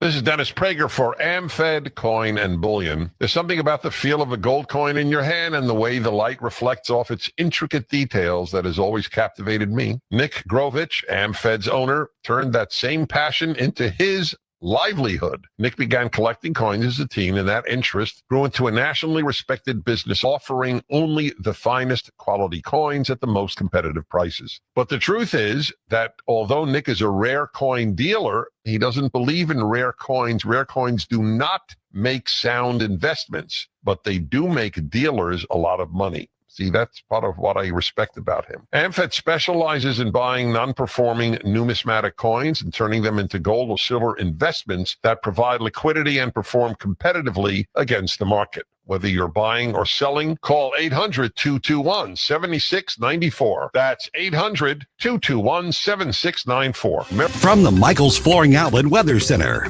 I'm meteorologist Chance Scotch with your first alert forecast. Temperatures going to continue to climb towards the upper 30s today, partly cloudy skies. Eventually, as we head towards the late afternoon and early evening hours, we could see a little bit of a wintry mix across the area.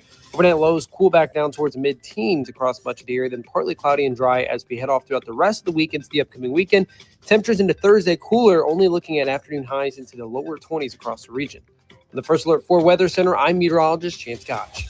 This hour of News Talk STL is brought to you by Rodney and Jen Wallner and the entire Wallner home selling team at Berkshire Hathaway. Call them today at 314-810-SOLD. 314-810-SOLD. Looking for treasures from the past? Discover Mimi's Antiques Attic, your locally owned and family-operated treasure hunt destination. Explore 16,000 square feet of antiques, crafts, collectibles, and designer items across 225 unique rental spaces. Open Monday through Saturday, 9 to 7, and Sundays, 10 to 6 at 1000 Warrenton Shops in Warrenton. Mimi's Antiques Attic, where every visit uncovers new treasures. Do you owe the IRS $10,000 or more in back taxes? Are you being audited or investigated? Has the IRS sent you a letter demanding payment? You may not owe what they claim. Make this free call to the tax doctor now. Let them negotiate with the IRS on your behalf. 800-240-4586. 800-240-4586. That's 800-240-4586. When it's important to you, what St. Louis is talking about. It's on News Talk STL. Since those bounties were put out, we've had to take different measures to keep our agents safe. Alone, come in, raise a firearm, and ambush these members of the National Guard. Shot less than a mile from the White House. News, analysis, opinion. Another Afghan national posted a video indicating he was building a bomb with Fort Worth as his target. Violence of this nature has no place. 101.9 and 94.1. My talk station. News Talk STL. Mike Ferguson. I'm a stud. I'm ballsy. I don't take no from anyone. Susie Moore. I disagree on his assessment of the situation. Get up! Get up! Can't you hear the alarm? Get up, St. Louis. So it's time to get out of bed. Pour yourself the greatest cup of Kofifi the world has ever seen. Rise up with one voice. Drain the swamp and take back our country. Today's the day we're going to do it, and it's time to do it right now, believe me. Mike Ferguson in the morning on News Talk STL. Get up! Get up! This is your cousin. All right, just when we think the work to get rid of critical race theory is just about done, looks like they may be changing the names and changing the tactics, basically taking the back roads. Pretty sneaky, sis. At least that's what some of the reporting is out there. So what do we need to know? And the big question is, does that mean we have more work to do still? Thinking we've made more progress than we've actually made. Maybe not. We're now joined by Sarah Holliday from the Washington Stand. And Sarah, appreciate you being on the program. I was reading your article on this yesterday, and I got to tell you, I do this for a living. And even I was saying, wait a minute, I thought we had eradicated this here in the red states in this area. But it looks like there is a pushback, but it's not a direct, we think you're wrong, we're going to push back and win. It's changing names, changing titles, looking at different ways to get kind of the same concept back into schools. What's kind of that foundational understanding we need of where we are with the debate over things like critical race theory? Well, first of all, thanks for having me on. Well, and honestly, you hit the nail on the head. That's exactly what is happening. We're seeing a similar issue, which right now we have critical race theory as a concern, right? GOP states have been actively fighting this agenda, trying to get it out of their schools. And this is where we have Media Literacy Now. That is a nonprofit that was flagged by the Conservative Foundation for Freedom Online. They released a report, which is what I covered in my article. And in that report, they found that this organization, MLN, has some pretty deep roots in both the federal government, and it has paid advocacy in 23 states, many of which are Republican leaning, like Arizona, Indiana, Texas, Tennessee, to name a few. And so the reason why this is a concern is because Media Literacy Now, MLM, is claiming that their mission is simple. They want to essentially teach children, students within grades K through 12, how to navigate the media. MLN will claim that it founded because its founder was concerned about cartoons that its children were watching. But really, at the end of the day, they're trying to train children what outlets, news outlets, they can trust, which ones are they claim to be unreliable. And, that doesn't necessarily seem like a bad thing, because it is tricky sometimes to navigate the media. And we all know that some outlets lean more left or more right. But when you look at the details, you see that they're almost consistently flagging conservative outlets as unreliable, while claiming that more progressive or left-leaning outlets are reliable. And their affiliates are also extremely telling. They have the founder and CEO of Adfontes on their board, which is pretty well known for their media bias charts. And on some of their charts, they'll claim that outlets like Fox News or the New York Post are hyper-partisan and unreliable. They've also flagged 64% of left-leaning outlets as reliable, but only saying the same of 32% of conservative outlets. And MLN is also platforming people who are openly promoting things such as critical race theory. They have a researcher based in Pennsylvania. His name is R. Allen Berry. And he wrote a chapter that was published as part of an academic text that pretty explicitly makes this case for how, in order to fight for media literacy, we have to fight for critical race theory to be taught in schools. And for your listeners who may not know, critical race theory is just, it champions itself as anti-racism, as, rooting out systemic racism through an academic framework. But really, it's just promoting racism. And there are plenty of conservatives, Christians, etc., who are concerned about that, don't support that don't want their kids to be taught that. And yet it's being pushed in schools. MLN actively promotes people who are wanting to see CRT in schools. And I think the most concerning part is that MLN doesn't just have a goal of doing this.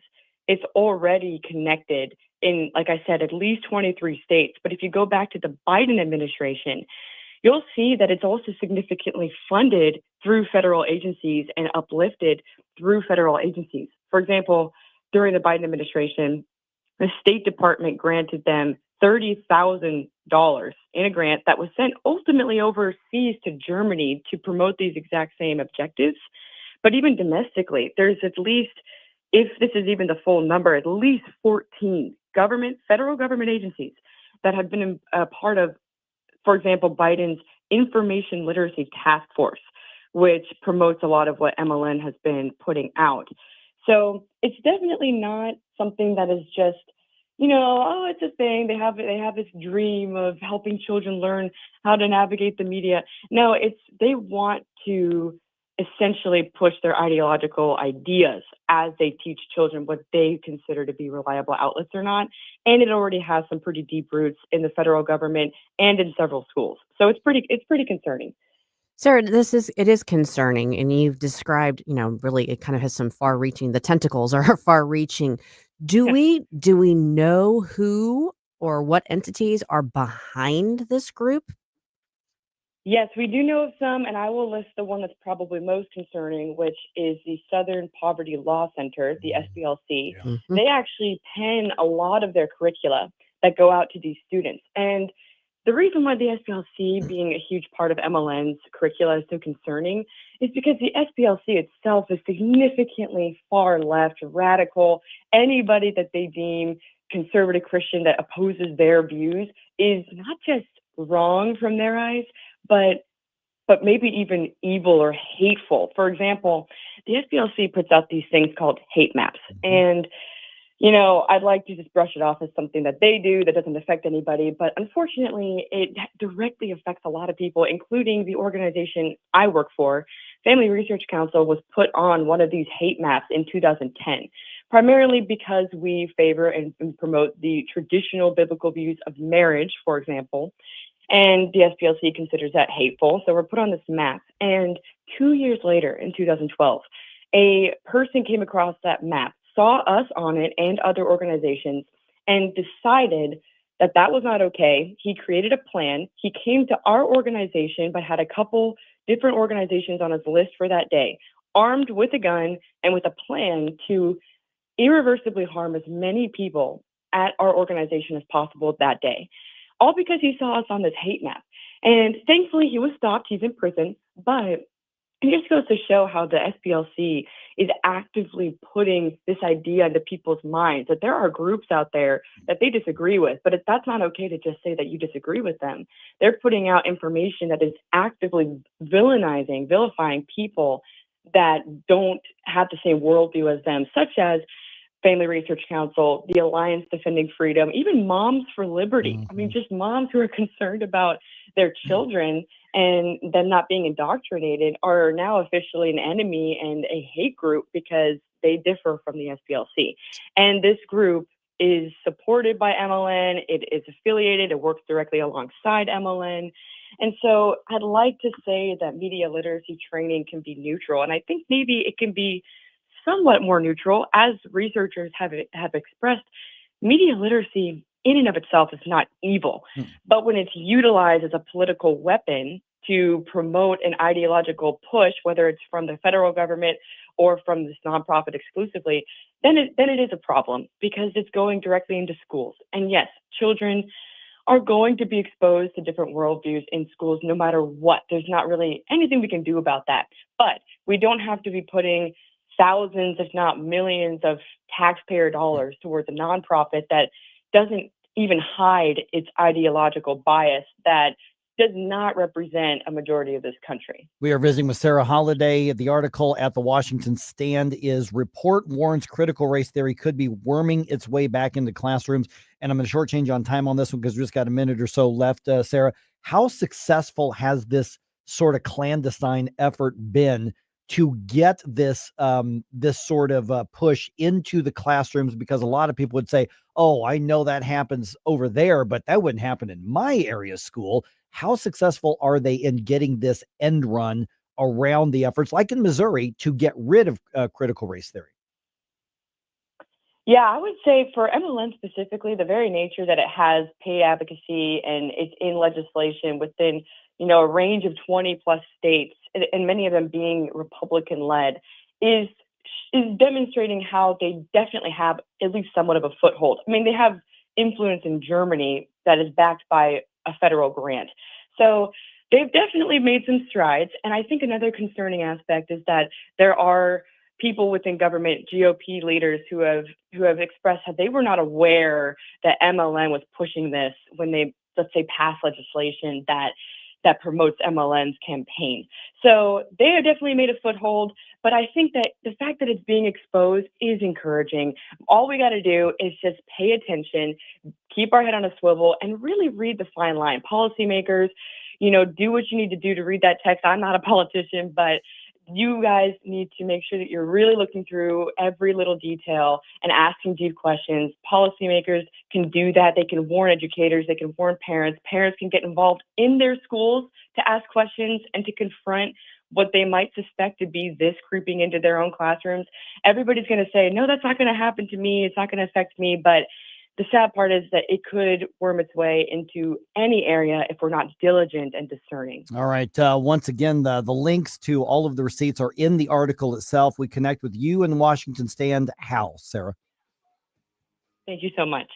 And you can contact us through frc.org or washingtonstand.com. All right, great. Thanks, Sarah. We'll talk to you again soon. Thanks so much. Thank you. A Missouri lawmaker wants to make it clear you cannot marry AI. What? Mm-hmm. Well, it's actually a little more complicated than that. We're going to explain coming up at 7:20.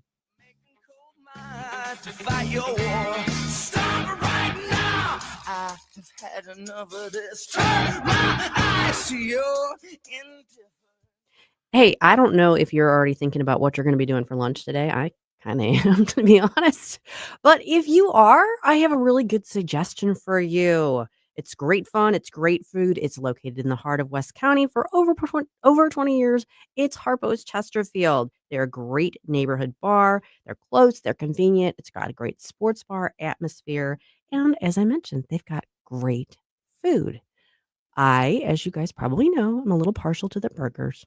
Kind of craving one right now, but they've got a full menu and they've got daily food and drink specials. You can always go check them out on their website. It's harposstl.com, or you can check them out on Facebook and Instagram. For instance, on Saturday when we had that big snowstorm, if you were wondering, hey, is Harpo's even open?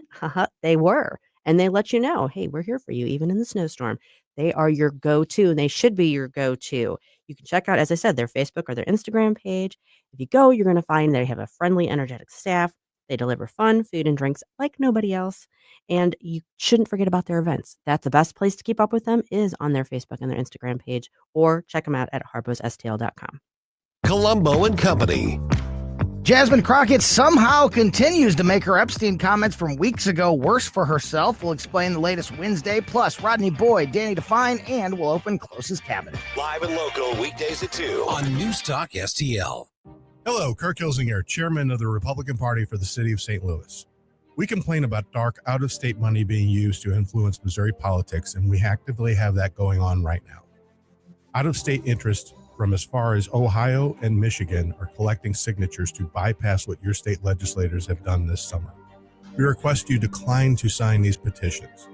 For more information, see us at stl-gop.com. Paid for by St. Louis City Republican PAC, Curtis Farber, Treasurer. Do you own a timeshare? Well, face the facts. You made a mistake. You made a bad purchase. A timeshare is not an investment. It's a money pit that continues forever. If you use your timeshare, that's great. But if you don't and you want to legally get out of your contract, call my friends right now at the Timeshare Exit Hotline. They're an experienced team of lawyers who help good people like you get out of a timeshare contract that they just don't want. Don't throw away your money on maintenance fees. Use it for things you really want. We can help you end your timeshare contract and stop the money drain immediately. If you are ready to move on with your timeshare, call our team right now. Cancel your timeshare now with this free call. 800-524-1641. 800-524-1641. 800-524-1641. That's 800-524-1641. News, analysis, opinion. You know, they're literally taking the Constitution and putting it in a paper shredder. News Talk STL.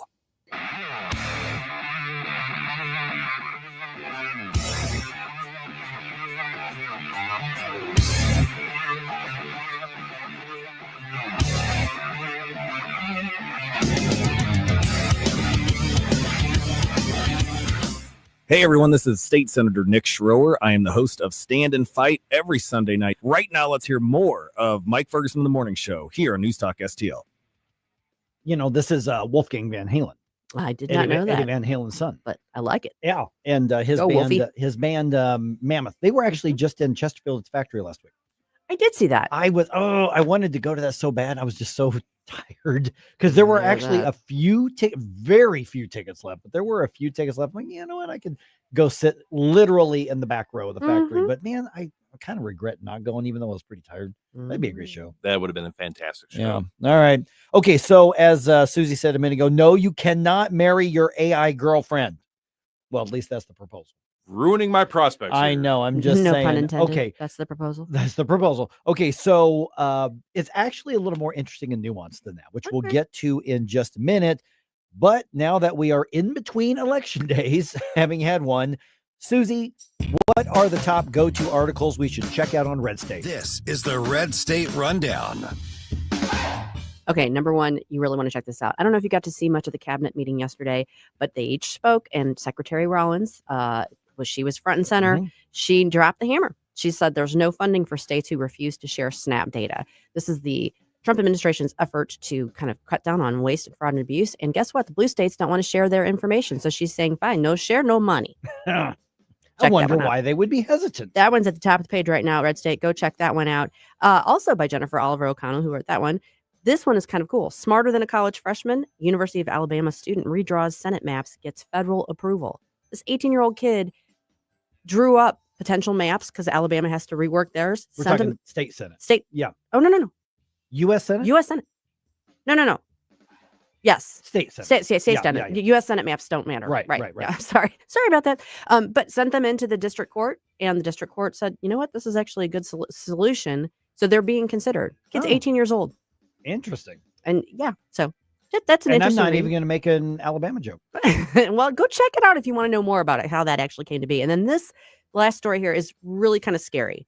Very close call. Delaware University student found with machine gun plans for major terror attack. This guy had this whole thing all mapped out. This 25-year-old Delaware student. Not good. Man. All right. Redstate.com. All right.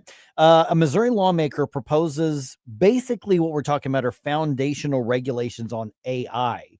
But it's a little, because you see the headline and you can get really snarky with it. No, you can't marry your AI girlfriend or boyfriend. And sure, there are some jokes to be had, but it actually, once I started digging into the article, it really was kind of one of those, because you start off by saying, gee, is it a problem? Is there a big problem? Are there a lot of dudes out there trying to marry their AI chat box or gals, right?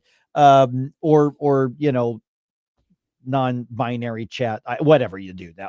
And there probably are a few freaks out there, but just a few incels out there. But the bottom line is that's not really what this is all about. Okay, well, what's it about? Yeah, it's about the role of technology and the role of humanity. Mm-hmm. And this is interesting. So KMOV's Hannah Falcon interviewed Representative Phil Amato, who filed the bill. And here's part of the story from KMOV, which you can find on KMOV's social media right now. We don't want to stifle creativity, but at the same time, we know that AI needs some guardrails on it.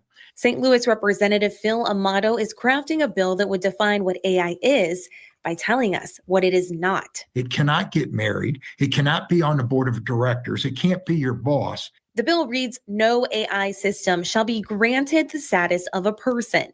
And it was crafted with the help of an AI researcher and developer with the intention of laying the foundation as AI continues to evolve. Amato's bill would hold the people who developed the chatbots responsible for any potential harm. You can't just abdicate responsibility and just say, well, this was done by AI. Some human being has to be responsible for pushing that button in the first place. Yeah, because there are now sites where people are going to AI programs in order to get human interaction and advice and guidance. Now, except for it's not human. Exactly. For instance, I mean, I've already read a couple of stories where some churches have used an AI generated sermon. Okay. Now there should be nothing illegal about that. It's dumb. I would never go back to a church, but people are leaning on these sorts of things. And so when Representative Amato, and I actually don't know him, I've never met him. But when he talked about you can't have a human status, you can't be on a board of directors, you can't be, and that sort of thing, that I thought was the sort of, that's what you mean by that. That's why I say there's nuance. No, it is. It's preemptive. And I actually kind of like this because we've seen over the years, on occasion, some sort of special group suing to accord person status, personhood to an animal. Yeah.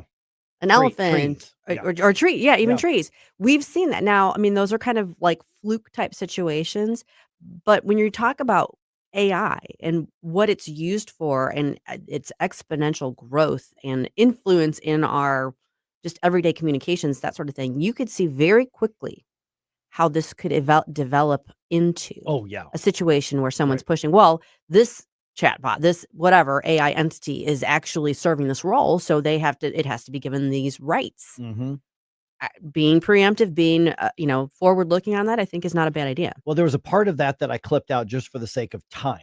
And they were talking to basically a child psychologist who was talking about you should never have an AI program that people go to for something like counseling or to therapy or for that sort of thing in a field that normally you would have to demonstrate an education and clinicals and a license for.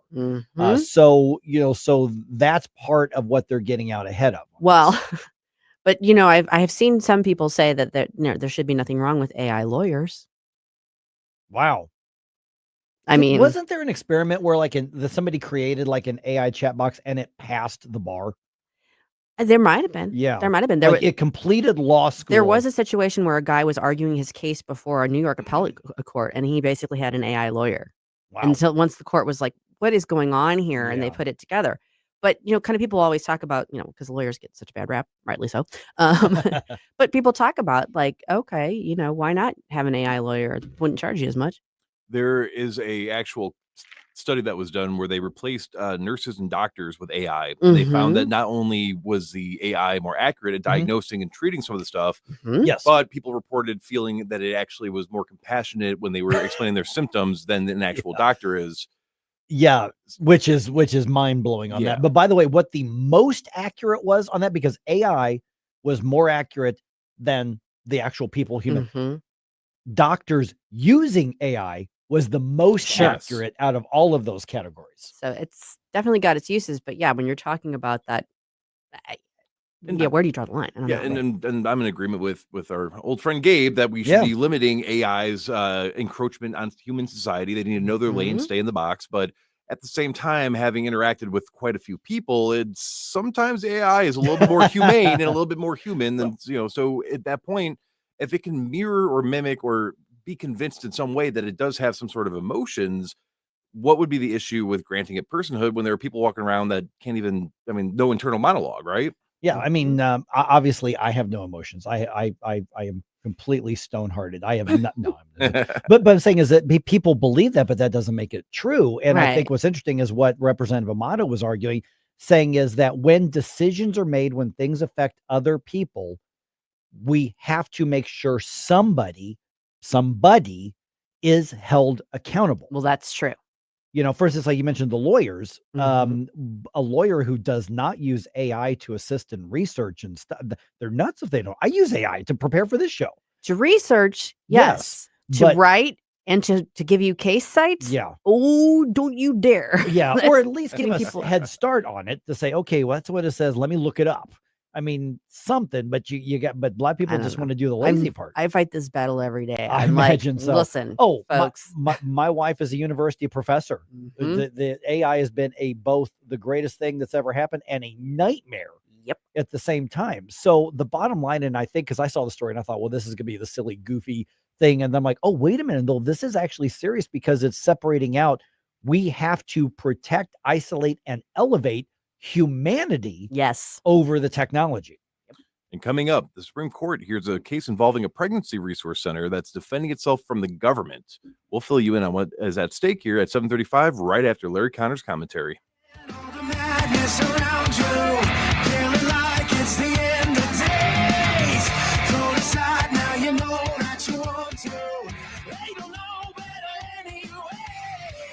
Mike Ferguson. This man is crazy. Susie Moore. The best is yet to come. On News Talk STL. From the Michaels Flooring Outlet Weather Center. I'm meteorologist Shan Scotch with your first alert forecast. Temperatures going to continue to climb towards the upper 30s today. Partly cloudy skies. Eventually, as we head towards the late afternoon and early evening hours, we could see a little bit of a wintry mix across the area. Overnight lows cool back down towards mid-teens across much of the area, then partly cloudy and dry as we head off throughout the rest of the week into the upcoming weekend. Temperatures into Thursday cooler, only looking at afternoon highs into the lower 20s across the region. The First Alert 4 Weather Center, I'm meteorologist Chance Koch. PRI Global now has Prismatic, an AI-driven platform that can help you and your business, especially in construction. Simplify your operations, secure data, modernize your business from the cloud up. Visit PRIGlobal.com. Innovation with talent and technology. People, process, platform. PRI Global delivers all three. Check them out. PRIGlobal.com. PRIGlobal.com. Larry Connor's Commentary, brought to you by Vincent's Jewelers, offering a wide selection of jewelry, including lab-grown diamonds, affordable earrings, bracelets, necklaces, and rings, up to 75% off their natural counterparts. Visit VincentsJewelers.com. This is Larry Connor's Commentary on News Talk STL. Today's commentary is for those who refuse to say Merry Christmas, and for those who don't want you to say Merry Christmas. Consider moving to Portland, Oregon. At that city's 41st annual Christmas celebration, strike that, I can't say that. The city's 41st holiday celebration, numerous speakers had remarks before the 10,000 lights were turned on to highlight they decided they couldn't use the word Christmas, so they just referred to it as the tree.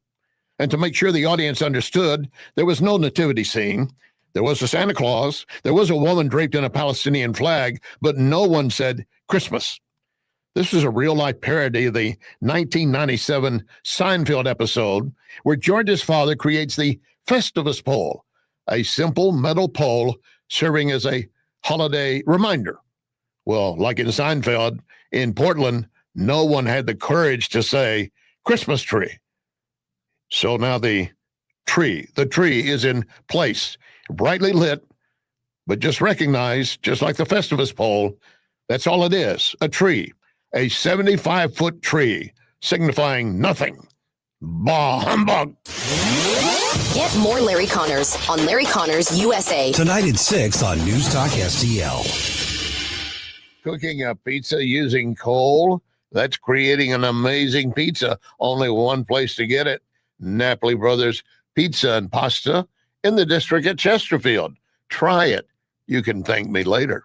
Also, don't forget that Lit Cigar Lounge is just a few doors away. Top-of-the-line cigars and whiskeys. TVs in every direction. Watch your sports while enjoying your drink and smoke. LitSTL.com. Tim Jones and Chris Arps in the afternoon. Johnny Tobacco, he's host of Wise Guys on Newsmax. The polls are saying that Kami Mandami is going to be the next mayor of New York. Well, you know, Chris, I don't know what they say out in St. Louis about polls, but here in New York, we say polls are good in two places, strip clubs and firehouses. You know what I'm saying? So, yeah. Tim Jones and Chris Arps, weekdays at 4 on News Talk STL. Columbo here for my friends at Bluff City Outdoors in Alton. The knowledgeable staff at Bluff City has served the St. Louis outdoor community for decades, and they can take care of all your bow hunting needs, all your trapping needs, all your fishing needs, and more. Plus, while you're there, you can schedule a trip with a local fishing guide and shoot in their archery range. Bluff City Outdoors is open 7 days a week, 1 mile east of Fast Eddie's at 2813 East Broadway in Alton. Follow them on Facebook and at BluffCityOutdoors.com. If you have a phone, you have a radio. I listen to News Talk STL on the app driving to work. Download the News Talk STL app. You got to get the News Talk STL app. Love the app. Can listen anywhere in St. Louis. And listen anytime. News Talk STL right on my phone. Anywhere.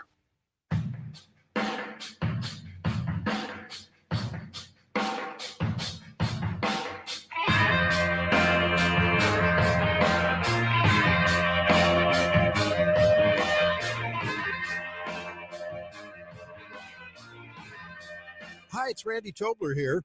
Pour a big cup of coffee and catch my show every Saturday morning from 6 to 9. Right now, it's back to Mike Ferguson in the morning here on News Talk STL. Okay, anytime the Supreme Court takes up a case for their term, it's a big deal. They only take things that are big deal. They're not looking at just that case. They're looking at the precedent and interpretations of the law, and they're looking at things that would lend itself to the bigger picture. I think that's fair to say, right? Yeah, absolutely. So what's really at stake in one state's effort against a pregnancy resource center? That case was heard on Tuesday. Yeah. And so Maggie Little, who was the DC correspondent for our friends at The Lion and the Herzog Foundation, joins us right now. Okay, let's lay the foundation of what's happening here, Maggie. Supreme Court hears a case involving what many would argue is New Jersey's lawfare, so to speak, against a pregnancy resource center. What is it that the state of New Jersey has such a beef with this pregnancy resource center? Then we'll get to the bigger picture at hand.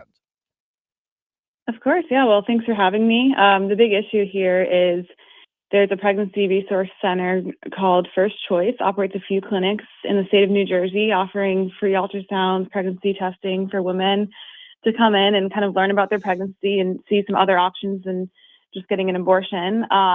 And the state's attorney general has sought to compel through subpoena all sorts of private donor information, even though he hasn't been able to identify a single complaint against the centers.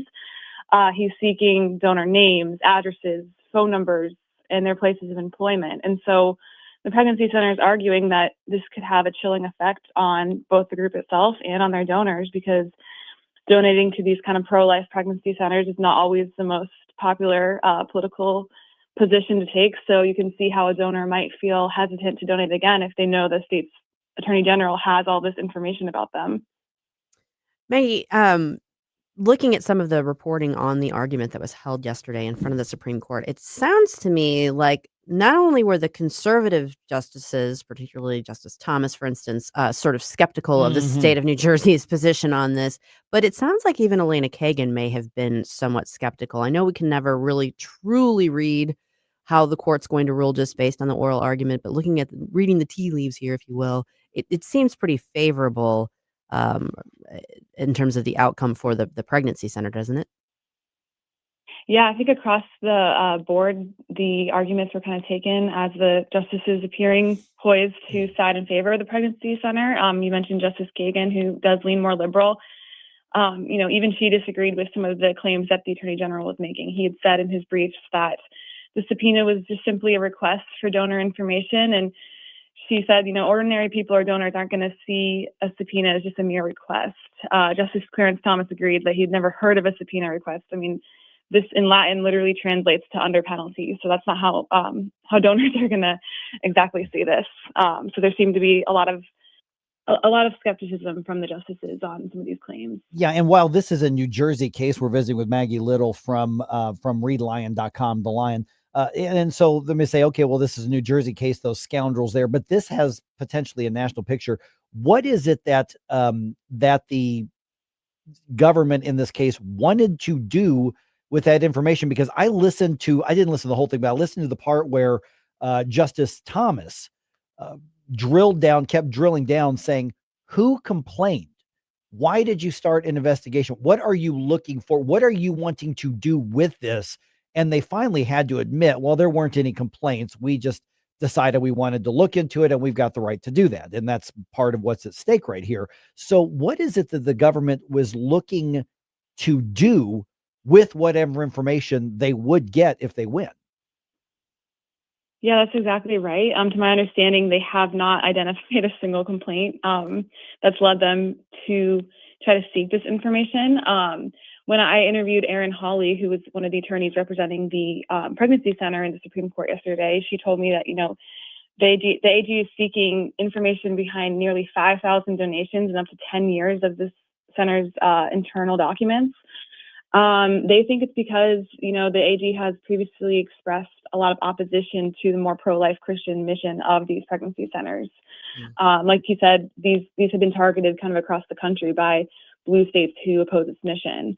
And I think what's really interesting is that even though this is a pro-life Christian center, it's actually brought both sides together, groups from both the left and the right. The ACLU, for instance, which is very supportive of abortion, they're even filing a brief in support of this Christian pregnancy center because they also recognize the danger of allowing state officials to target ideological opponents. And they're saying, federal courts must be a venue where people can continue to vindicate their First Amendment rights. So it's kind of bringing both sides of the aisle together, even though it's a very hot topic like abortion. Yeah, Maggie, obviously for the First Amendment is implicated here. Are there other constitutional provisions or just statutory provisions that are implicated in this from a legal standpoint and that will have a broader impact, and not just in relation to, the New Jersey investigation into the crisis pregnancy center? Yeah, one big issue when I was interviewing Erin Hawley again, she talked about the Supreme Court precedent known as Americans for Prosperity case, which the court has said there's an associational right in keeping donor information private, and they've said this interest includes, the right to associate privately, and people don't want to release their donor information, especially if sometimes those donors are donating to a politically unpopular cause. So I think this does have ripple effects. And I think with the actual more narrow legal question here, it's not just about abortion, but it's about whether these type of pregnancy centers, if they have to litigate through the state courts or if they can go to the federal court. And so if the justices say that they can take these claims to the federal court, I think a lot of groups on both the left and the right prefer to litigate constitutional claims in federal court because they see those judges as a little bit more friendly to constitutional issues and more protective and concerned about free speech issues. Okay, so Maggie, regardless of which way the ruling is going to come, and that'll be sometime in the summer that we'll get the answer on that. What does that potentially mean across the country? Like, for instance, there's a pregnancy resource center here in St. Louis we work very closely with and support called Reach Reproductive Health. I'm sure they're watching this just to see what kind of precedent is out there. But what kind of effect could this have one way or the other around the country? I think if the court rules that that pregnancy resource centers and similar groups like this can bring these claims first to federal court, that will be reassuring to these centers because, again, like these groups typically want to litigate constitutional issues in a federal court. These centers are operating all across the country, oftentimes providing a pretty valuable alternative to women who want to learn a little bit more about their pregnancy and their options. It provides free ultrasounds or free pregnancy testing and other resources. And so I think there's likely hundreds of these centers across the country watching this case and seeing what are our options if we also get similarly targeted as this one in New Jersey has. Was there any argument being made by the state of New Jersey regarding, because I saw some references to, well, they might be misleading patients. And that's one of the things that leftist politicians, they go after pregnancy resource centers. And I think you nailed it on the head because they don't want places like Planned Parenthood to have that much competition. They're just very, very pro-abortion itself, not pro-choice, but pro-abortion. But were there any other arguments? Well, we have a right to look into this because we just think there might be something we want to shut down. I mean, were there any practices of the pregnancy resource center that were under the gun by New Jersey? My understanding was, that the Attorney General was just insisting that the pregnancy center was refusing to answer questions about their operations. He was concerned that they were misleading patients because some of the information on their site that faces patients is a little bit different than the information and bullet points that they put on their site trying to attract donors. When I've reached out to him as well, he's just repeatedly said, accused first choice pregnancy centers of just refusing to answer questions about their operations. Well, and there's not much in somebody's life that is more private or delicate or intimate than what pregnancy resource centers work with. So, I mean, just to point that out there. All right. Maggie Little from the readlion.com, the Washington, D.C. correspondent. Maggie, we want to follow the work that you do or your colleagues. I'm one of those who reads the Lion pretty much every single day looking for stuff to talk about because you all do a good job. What's the way to be in touch or in contact or if people have any questions? I think just head over to our website, readlion.com. We're covering cases across the country and in DC as well. So there's always new fresh stories coming up daily. All right. Thanks, Maggie. Thanks, Maggie. Thank you. This issue was front and center during the shutdown and all the litigation and arguing back and forth over SNAP benefits really had everybody focusing in on the need for organizations like Feed My People that help with these food drives. Well, I don't want you guys to think that it's no longer an issue. It is. It's the holiday season. We need your help. NewsTalkSTL has teamed up with St. Louis County GOP for our food drive to help Feed My People. And it's very, very easy for you to do that. All you have to do is go to one of the bins. We've got one here at the station. We've got them all over the St. Louis area at Michael's, at Bartolino's, at Chris's Pancake House. all kinds of places where you can go to drop off your non-perishable items. Do that to help a very worthy cause.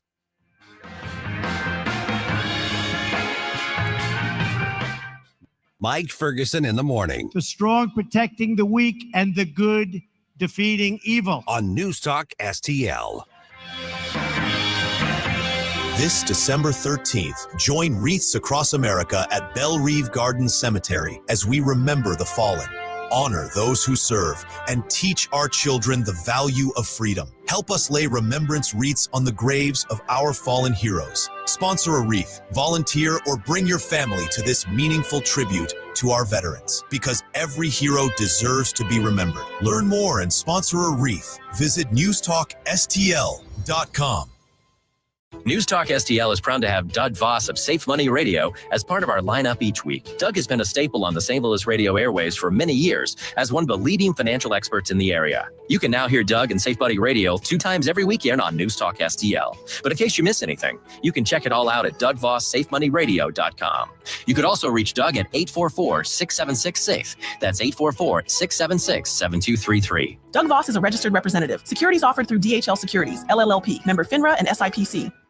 Streaming TV is where it's at. It's not about cutting the cord anymore. That's old news. It's all about your customized TV options. With the best and cheapest high-speed internet and your own TV subscriptions, we've got your dream TV lineup. Between wired and satellite internet and TV, you now have tons of options. Save money and get more internet speed and better TV today by calling the Whole Home Connect. We scan your location and offer you the best TV and internet options. And we always have specials and promotions. So when you call, ask about that. Take 5 minutes of your time. Make this free call now and learn how to save money and get better internet and TV for your home anywhere in the U.S. Make this simple and free call now. 800-257-1632. 800-257-1632. 800-257-1632. That's 800-257-1632.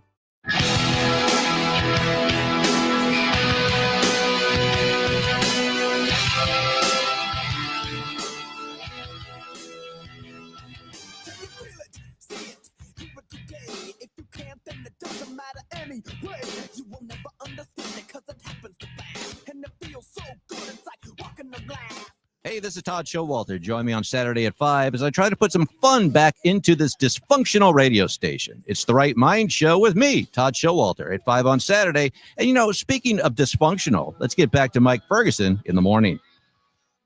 Tonight on the Hallmark Channel, it's Christmas in an Uber.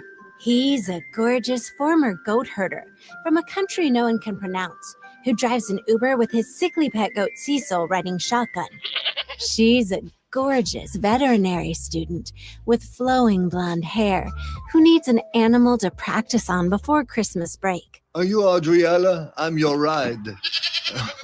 Don't worry, he no bite. Will a slightly smelly animal in the car give him a 1-star review?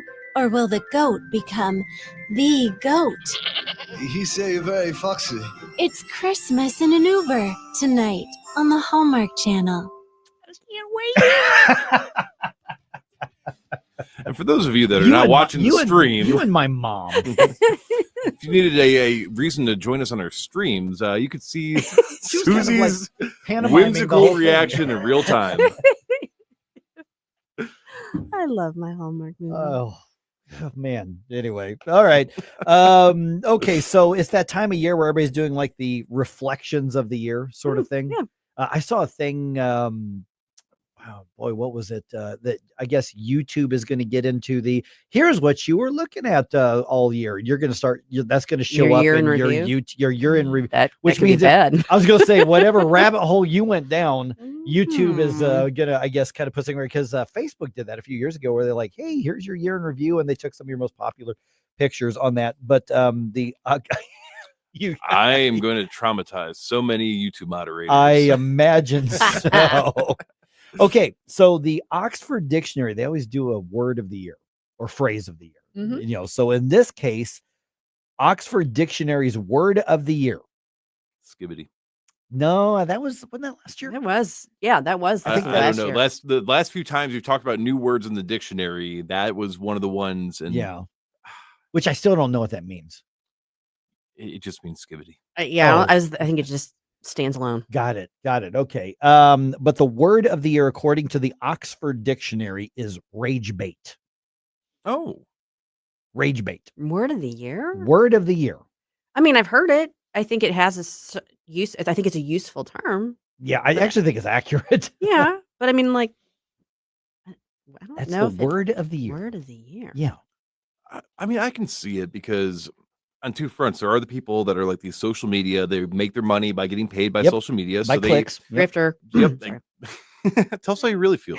Did I say that out loud? This Hallmark movie is going to be a rage baiter who finds out that the errors of his ways when he gets cold. Anyways, no, so I can understand that because that is an actual tactic that you would use to get engagement so you can make your money off social media. But then the other side is when people want to dismiss you because you made them mad, even though you were factually correct, they're going to call you a rage baiter. Even though it's so it is a very popular word, but the word of the year that's interesting. That surprises me. They define it as online content deliberately designed to elicit anger or outrage by being frustrating, provocative, or offensive, which I think is an accurate term. Yeah. Accurate definition. Absolutely. And we see it all over every single day. What are the types of videos? Like, let's say your reels or your, whatever they're called on this. I'm not on Instagram, but whatever they're called there, whatever the videos, TikToks, whatever. What are the types of videos that you know is going to bait your rage? And either you fall for it or you're like, nope, I'd skip through it. Cause there's a couple of types of videos. I'm like, I see, I'm like rage bait. Nope. I skip them.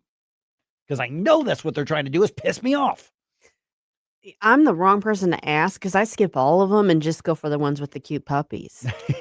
And that just makes me happy. No, like if I can tell by looking at something that it's going to raise my blood pressure, I just skip it. That's what I don't need now. it. Yeah, that's what I do now too. I don't need that. Anytime I see a politician talking about any sort of spending, I can feel just that the vein in your neck start to go. And then when videos are taken out of context and people are doing their own reaction, so it's like to understand what the person in the video meant, it would take a couple minutes of watching the video, but they take a 30-second soundbite and then they're like, well, and here's why you should be outraged and freaked out. I'm not mad of the content. I'm mad that you are misrepresenting the content. You know, that does remind me, though, right after Charlie Kirk was assassinated, there was a leftist influencer lady who apparently was pretty popular, that a couple of friends shared her video talking about it. And it's one of those where it caught my eye because of it being shared a few times. So I'm like, okay, I'm going to listen to what she has to say. It was like a 5-minute thing. And it was very like, it did make me furious because it was so misleading. And I did a whole article deconstructing it because I was that mad about it. Yeah. I don't want to name anybody because I don't want people checking them out and giving them those views. But there are people that I've been exposed to through others that I know, and they are factually wrong. They don't do any level, but they present themselves as I am the integrity, the deep diver, and they build this whole, and it's like, you have such a large audience, and this is, you're either stupid or you're amoral. Now, going off the idea of rage baiting, your year in review for YouTube, Corporeal Being says that people were upset when Facebook did it, because it showed them all their previous relationships and then old times. So maybe this is YouTube trying to rage bait us. A little salt in the wind. Maybe that's it. But like, for instance, the types of videos that I go, nope, no way, because I would get caught in the rabbit hole are like the Karen videos. You know, the Karens who are just doing stupid, antagonistic, in your face, and somebody puts a camera up. Those just irritate me. Or the homeowners association president confronting you about your bush. That kind of stuff just drives me nuts. And there are so many also of basically the world star things where it's just like, we're going to watch somebody just get the crap beat out of them. Those make me mad. I don't want to watch that. So I go. You look for the puppies. I look for the big cats. Well, I saw one this morning of somebody who they got to pet a cheetah, and I was really jealous. Oh, I like any like cute animal videos, anything like that. But you know what? Like an almost immediate turnoff for me. While I'm not going to watch someone sitting in their car talking to the camera. What is with the car setting? Yes. You mean that you don't like it when somebody's filming themselves crying? Yeah. It doesn't even matter if they're crying. It could even be somebody who I agree with. But the car is the background setting. I am over. No. See, that makes me mad. Yeah, no, rage bait, but it's like the opposite. Rage repellent. There you go. See, I would also add on. There's a genre, and I don't go to TikTok, but TikTok spreads everywhere like a disease. And I do see that there are people that they go to other countries as tourists, and then what they end up doing is that they will inconvenience all the locals, because it's like, so there's one video I saw, the guy is on an escalator, and where he's at, if somebody's in front of you and you want to go around them, it's customary to go around them, and he's holding his arms out, big dude holding his arms out so nobody can get around him. They're trying to push past him, and he's steadfast. And I'm like, that's what you went to that country to do. Yeah. You were going there and you're harassing the locals, and if they think you're an American, you're making all of us look bad. Right. Now, I mean, those are all things that do make me mad, but if it makes me mad, I will generally avoid it because I don't need that in my life. Yeah. And so what I get a lot of are baseball videos. Yeah. It would be no surprise to anybody. By the way, the runners up of the word of the year, the other two, biohack. Okay, I know what that means. An attempt to improve or optimize your physical or mental health using things like drugs, supplements, or new technology. Okay. And then the other one was, and I've never heard of this, aura farming. Oh no. Yeah. Aura farming. Aura farming or aura farming is when you cultivate an impressive, attractive, or charismatic persona online to convey an air of confidence, coolness, or mystique. Or just be yourself. Unless you suck. Exactly.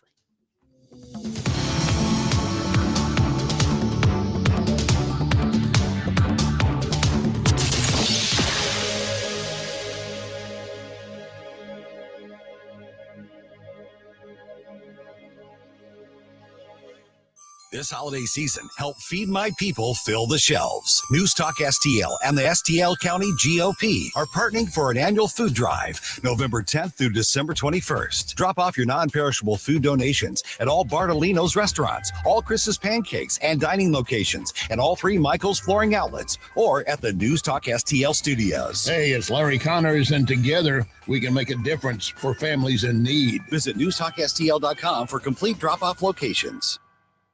Why leave your company's story to chance? In today's digital world, video content isn't just an option. It's essential for your success. At Blue Ocean Media Group, we've spent decades crafting compelling visual stories for businesses just like yours. From concept to completion, our award-winning team transforms your vision into powerful video content that connects with your audience and drives results. Don't trust your brand to amateurs. Partner with Blue Ocean Media Group. Visit blueoceanmediagroup.com today, and let's bring your story to life.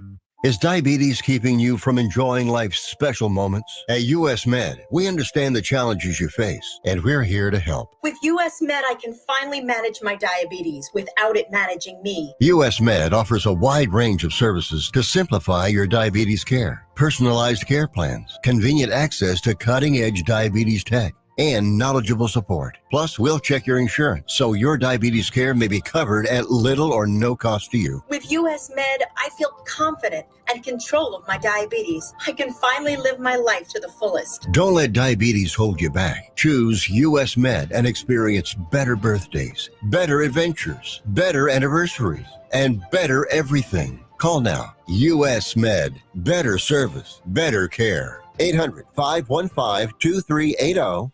800-515-2380. 800-515-2380. That's 800-515-2380. KLGY HD3 Clayton, K270BW Bellefonte, KNBS Bowling Green. This is News Talk STL at 1019, 94.1, and always streaming at newstalkstl.com.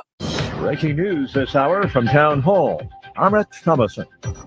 The voters of Tennessee's 7th Congressional District have spoken. In a special election, they've chosen their next congressional representative. First and foremost, I want to thank God for his guidance and grace every step of the way. Matt Van Epps will be heading to Washington. The people of Middle Tennessee stand with President Donald J. Trump.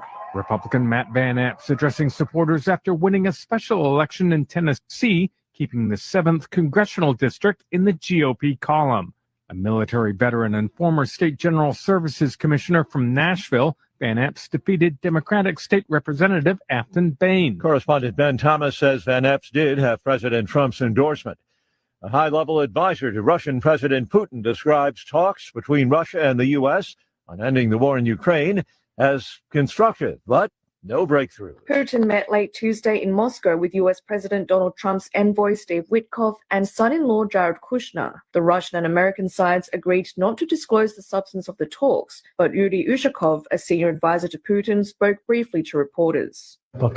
Some of the wording that was proposed to us doesn't suit us, so the work will continue. The meeting was another step in a renewed U.S. push to broker a peace deal that has been out of reach since Trump's return to office in January. I'm Nayan Kim. Secretary of War Hegseth is vowing to press ahead with strikes on suspected U.S.-bound drug-running boats in the Caribbean and the Atlantic. Hegseth says narco-terrorists deserve to be sent to the bottom of the ocean because they've been poisoning the American people. The second strike on one vessel has outraged Democrats. They've been tossing around the term war crime.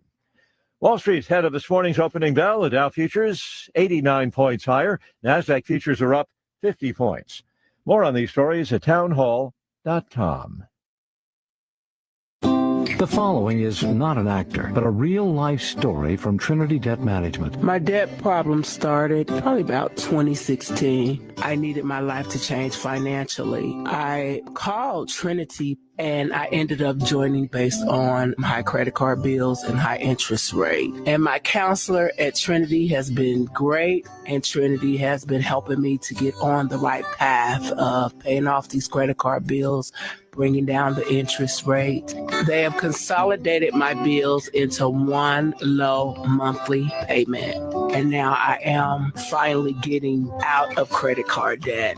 So I just want to say thank you, Trinity, for showing me a better and greater path. If you're in debt and you need help, call Trinity at 1-800-990-6976. My name is Sharon, and soon I will be debt-free for keeps. 1-800-990-6976. From the Michaels Flooring Outlet Weather Center. I'm meteorologist Chance Scotch with your first alert forecast. Temperatures going to continue to climb towards the upper 30s today, partly cloudy skies. Eventually, as we head towards the late afternoon and early evening hours, we could see a little bit of a wintry mix across the area. Overnight lows cool back down towards the mid-teens across much of the area, then partly cloudy and dry as we head off throughout the rest of the week into the upcoming weekend. Temperatures into Thursday cooler, only looking at afternoon highs into the lower 20s across the region. From the First Alert 4 Weather Center, I'm meteorologist Chance Scotch. This hour of News Talk STL is brought to you by Stifel, serving investors for over 130 years. Contact your Stifel financial advisor at stifel.com. That's STIFEL.com. Well, what is it? Well, it's a radio. It was indeed a radio.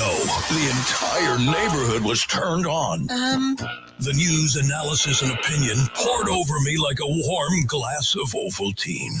We triple dog dare you to have a Merry Christmas. From Gingham's Homestyle Restaurant, DeGregorio's Food Products, RealtyNet Service Realtors, and News Talk STL.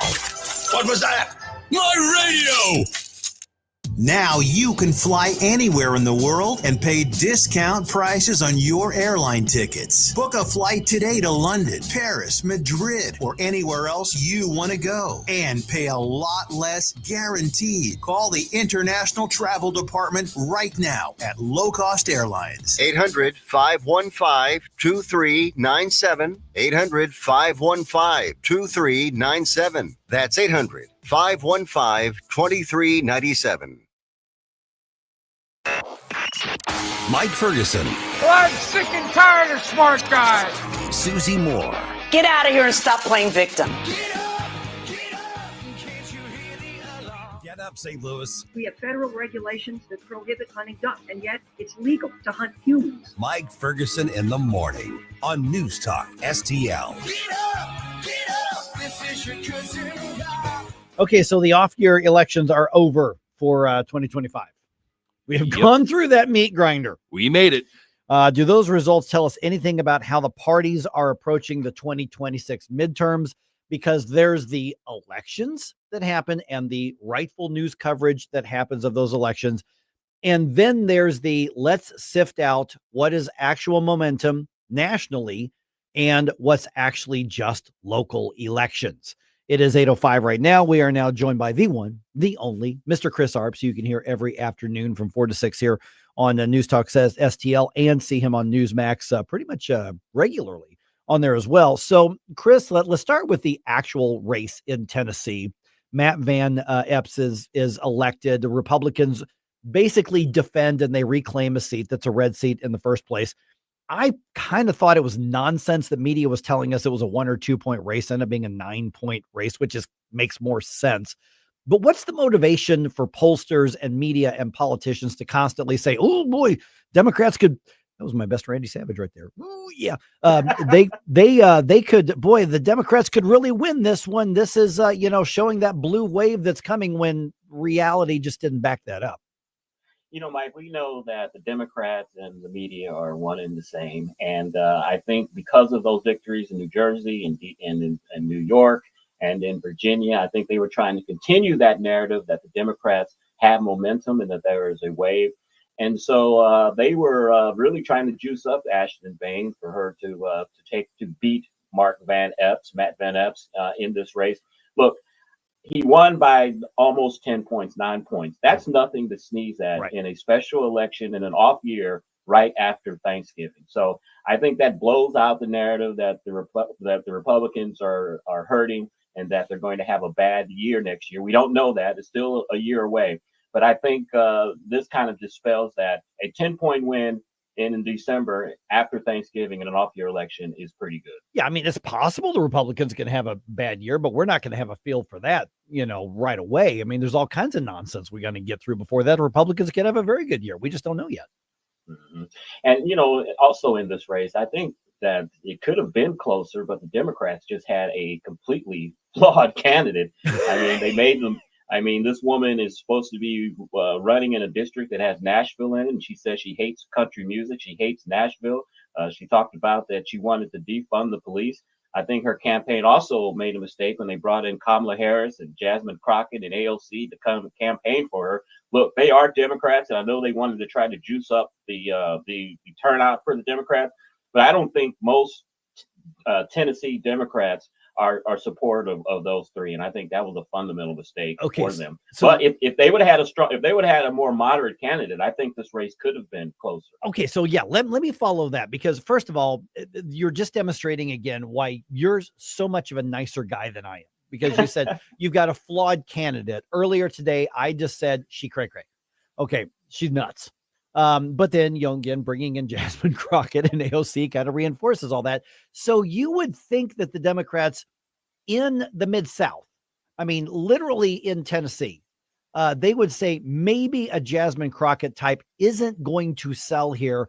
Why do they continue their primary voters? Why do their supporters, why do they continue to gravitate towards what John Kennedy calls the loon wing of the Democratic Party to represent them?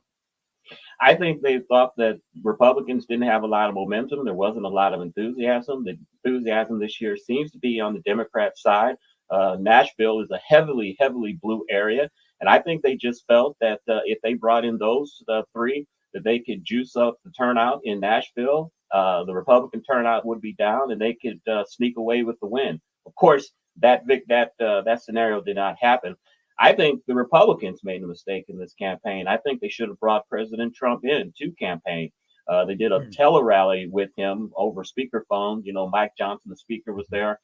There were some other notable Republicans that campaigned for him. But I think they should have brought President Trump in. And I think that him winning that district by 22 points, I think Van Epps could have won by 15 points, could have added an extra 4 or 5 points to his total if President Trump would have came in and campaigned. And I think this shows an overall thing that the White House needs to get President Trump out of D.C., get him out into the heartland among the people, talk about the big, beautiful bill, talk about how you're going to lower prices soon before the midterm elections come. I think President Trump needs to get out of D.C., campaign among the people. Okay, so now we've got the whole, what are the takeaways from the race? What does it all mean? And of course, the media pundits, the reporters, they want to say, well, here's what happened in New Jersey. Here's what happened in New York City. Here's what happened in Virginia. And now here's what happened in Tennessee. And they want to tell us what this all means. How connected are these, or are these simply state and local elections? I think these are state and local elections. And I said, this was a special election in December after Thanksgiving. Turnout and people aren't really paying that close attention to politics. I don't think they're connected at all. look, I think the Democrats do have some momentum. They do have more enthusiasm than Republicans have right now. Polls have shown that. I think it is a brilliant idea that President Trump has proposed having a national convention in August next year to try to juice up Republican turnout for these midterms. Because as we've seen, President Trump, when he's on the ballot, he brings up all the lower races. They do quite well, but Republicans don't do as well when he's not on the ballot. They're going to need his enthusiasm. And I think a national convention next year in Vegas, as it's been proposed, is a great idea. Okay, so then what's the messaging? I mean, you talk about momentum probably being on more the Democratic side. I think you're right. Part of that is off-year elections generally are tough for the party in power anyway. So then what do the Republicans need to do to preserve their majorities? I think, one, they got to get President Trump out of D.C. He's got to be talking about the big, beautiful bill. Look, he is correct. Egg prices are down. Gas prices are down. Inflation is lower than it was under President Bush. But unfortunately, the people aren't feeling it right now. And I think he's got to get out among the people, talk about the big, beautiful bill, how it's going to lower prices. Congress has to talk about their plans for lowering prices. And I also think that with the deadline coming up with the affordable health credits expiring at the end of the year, they've got to put together some type of plan that is feasible and that could maybe get bipartisan support. I don't know how easy that's going to be. Our own Senator Josh Hawley has put out a plan, healthcare plan yesterday, allowing people to deduct $25,000 of their health expenses. I don't know how feasible that is for someone that's trying to make it, paycheck to paycheck. Can they pay $25,000 worth of expenses out of their pocket? But it's the first start, but they've got to start talking about healthcare, or there will be a bloodbath next year if these health premiums go up and there's no solution. Yeah, because the premiums, I mean, basically we're subsidizing what are high premiums. So people don't see that that's the premiums. They just see this is what I'm paying. And the premiums, I mean, when those subsidies go away, that's the actual cost because of Obamacare. But that's not the feeling people get. They just know it cost me more money. They don't care that, well, I was taking money from everybody else before that. So, I mean, from an emotional and financial perspective, the better policy is to get rid of as much of Obamacare as possible. But the Democrats have a built-in emotional leverage point on this. Yeah, and if you do get rid of Obamacare, you got to have some type of plan in place that's going to replace Obamacare. And unfortunately, Republicans don't have that. They've got a couple of weeks here to the end of the year to try to come up with a type of plan. I think that's pretty much going to be impossible to do that. I think there is consensus within the Congress among Republicans among some, the moderates, to extend the Obamacare tax credit, but they have to have reform. You have to have it where people that make $200,000 or $300,000 a year, they aren't eligible for these credits. And of course, the Hyde Amendment comes into play here. People don't want their tax dollars going to pay for abortion. So there's a middle ground here somewhere. Republicans have to find that before the end of the year or before the midterms, or 2026 elections are not going to be good for us. Okay, so if the Republicans find a compromise and extend the Obamacare subsidies, how do they keep frustrated Republicans from staying at home next year? Well, I think the thing that they have to do, they have to show that they're reforming that the tax credits are truly going to people that truly need them, that are poor, that are indigent, that this is the only way they can get health care. They're not going to pass this among Republicans if there's no fundamental changes in it, like people that make, pretty good money being able to get these tax credits. There's nothing in it about reforming, not having these tax dollars go to pay for abortion, and just root out some of the fraud that's involved in it. I think you can sell it if you use those three elements. Yeah, we'll have to see. Devil's going to be in the details on that because, I mean, essentially it's still, well, we're going to tax these people to pay for these people. So it's still a socialist wealth transfer. Yeah. And also, too, I want to say this. A lot of times when I make political views on things like this, they think that this is what I want to happen, or I believe this. Look, I want the Obamacare credits to go away. I don't support socialized medicine, but I'm looking at it pragmatically from the politics that it's very hard to sell to voters if they see commercials from Democrats showing that poor people and some woman with 4 kids and working 3 jobs has their health insurance taken away. Right. That's just a hard hill to overcome. Yep. All right, Chris, any planning for this afternoon show yet? Do we know who's coming on yet? Yeah, we've got a special guest. We've got, remember Congressman Louis Gohmert from Texas? Yeah. He was involved with the, forgot what, Operation something, where his phone records were being tapped by the FBI. Arctic Frost. Arctic Frost. Yep. He's going to be on to talk about that. Plus, I like Congressman Gohmert because he used to represent Tyler, Texas. And that's where my dad was born and raised, and that's where I was born. So it'll be good to talk to him. And of course, on Wednesdays, we speak with Zach Smith. He's our Heritage Foundation legal expert. There are a lot of cases before the Supreme Court, and we're going to discuss some of those with him at 4:25. All right, and that's Chris Arps along with Tim Jones this afternoon. Thanks so much, Chris. We'll talk to you soon. Thank you, sir. All right, something cool's happening this Saturday, by the way. At my friends at Nutrition Stop, they have an indoor farmers market holiday edition that is happening. Ooh, this is going to be fun. So this coming Saturday, put this on your calendar from noon to 3. All kinds of food and drink samples, including the adult beverages. You can get your samples. You can basically go out there and sample enough food to have lunch out there for free. A lot of local vendors. They're doing raffles, a lot of gift ideas.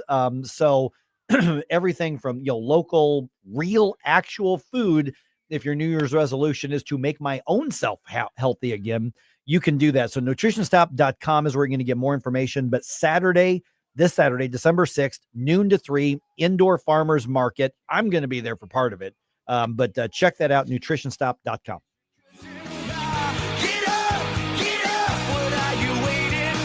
Mike Ferguson in the morning. They were drinking water out of the toilet. On NewsTalkSTL. Dr. Randy Tober here, and I know that when you're looking for a dentist, you have to make sure you choose a dental practice that's compatible with you and the needs of your family. Well, I'd like to tell you about my dentist, Dr. Dan Cusimano, and his partner, Megan Dwyer, and their team at Advanced Dentistry at St. Charles. The great team at Advanced Dentistry of St. Charles can accommodate all of your cosmetic and restorative needs because their passion is general dentistry. Implants, crowns, bridges, even dentures. That what you need the most is what they'll provide in a personalized, focused way. And they can provide therapeutic and cosmetic options like Botox and dermal fillers. Get to know them and all they have to offer by calling 636-978-0226 or visit them on the web at advanceddentistrynow.com. That's Dr. Daniel Cusimano and Dr. Megan Dwyer at Advanced Dentistry of St. Charles. That's Advanced Dentistry Now, 636-978-0226. Or visit them on the web at advanceddentistrynow.com. The Vic Borselli Show. NPR, guess what? Got defunded, and they're going to close down operations. If they're not going to get federal funding, well, then guess what? There are plenty of radio salespeople out there in the United States who can sell time, big time. You know why they don't sell hire sales team? Because nobody will buy advertising because they suck so bad. Oh my God! You don't see people. You're so correct. That's it right there. Vic Borselli, live and local, weekday mornings at 9 on NewsTalkSTL. Hi, I'm Lieutenant Governor David Wassinger. As Christmas approaches, I want to encourage you to support Missouri businesses this holiday season. When you're out shopping for the perfect gift, please stop by a local store and choose something made right here in the Show Me State. Missouri businesses are the backbone of our communities, and supporting them is a priority for me. To find Missouri-made goods and retailers near you, please visit buymissouri.net. Merry Christmas, and please remember to buy Missouri. Paid for by the Office of Lieutenant Governor David Wassinger. This is 101.9 and 94.1. I have to tell you, if this is how they're going to behave, I'm rethinking my position. NewsTalkSTL.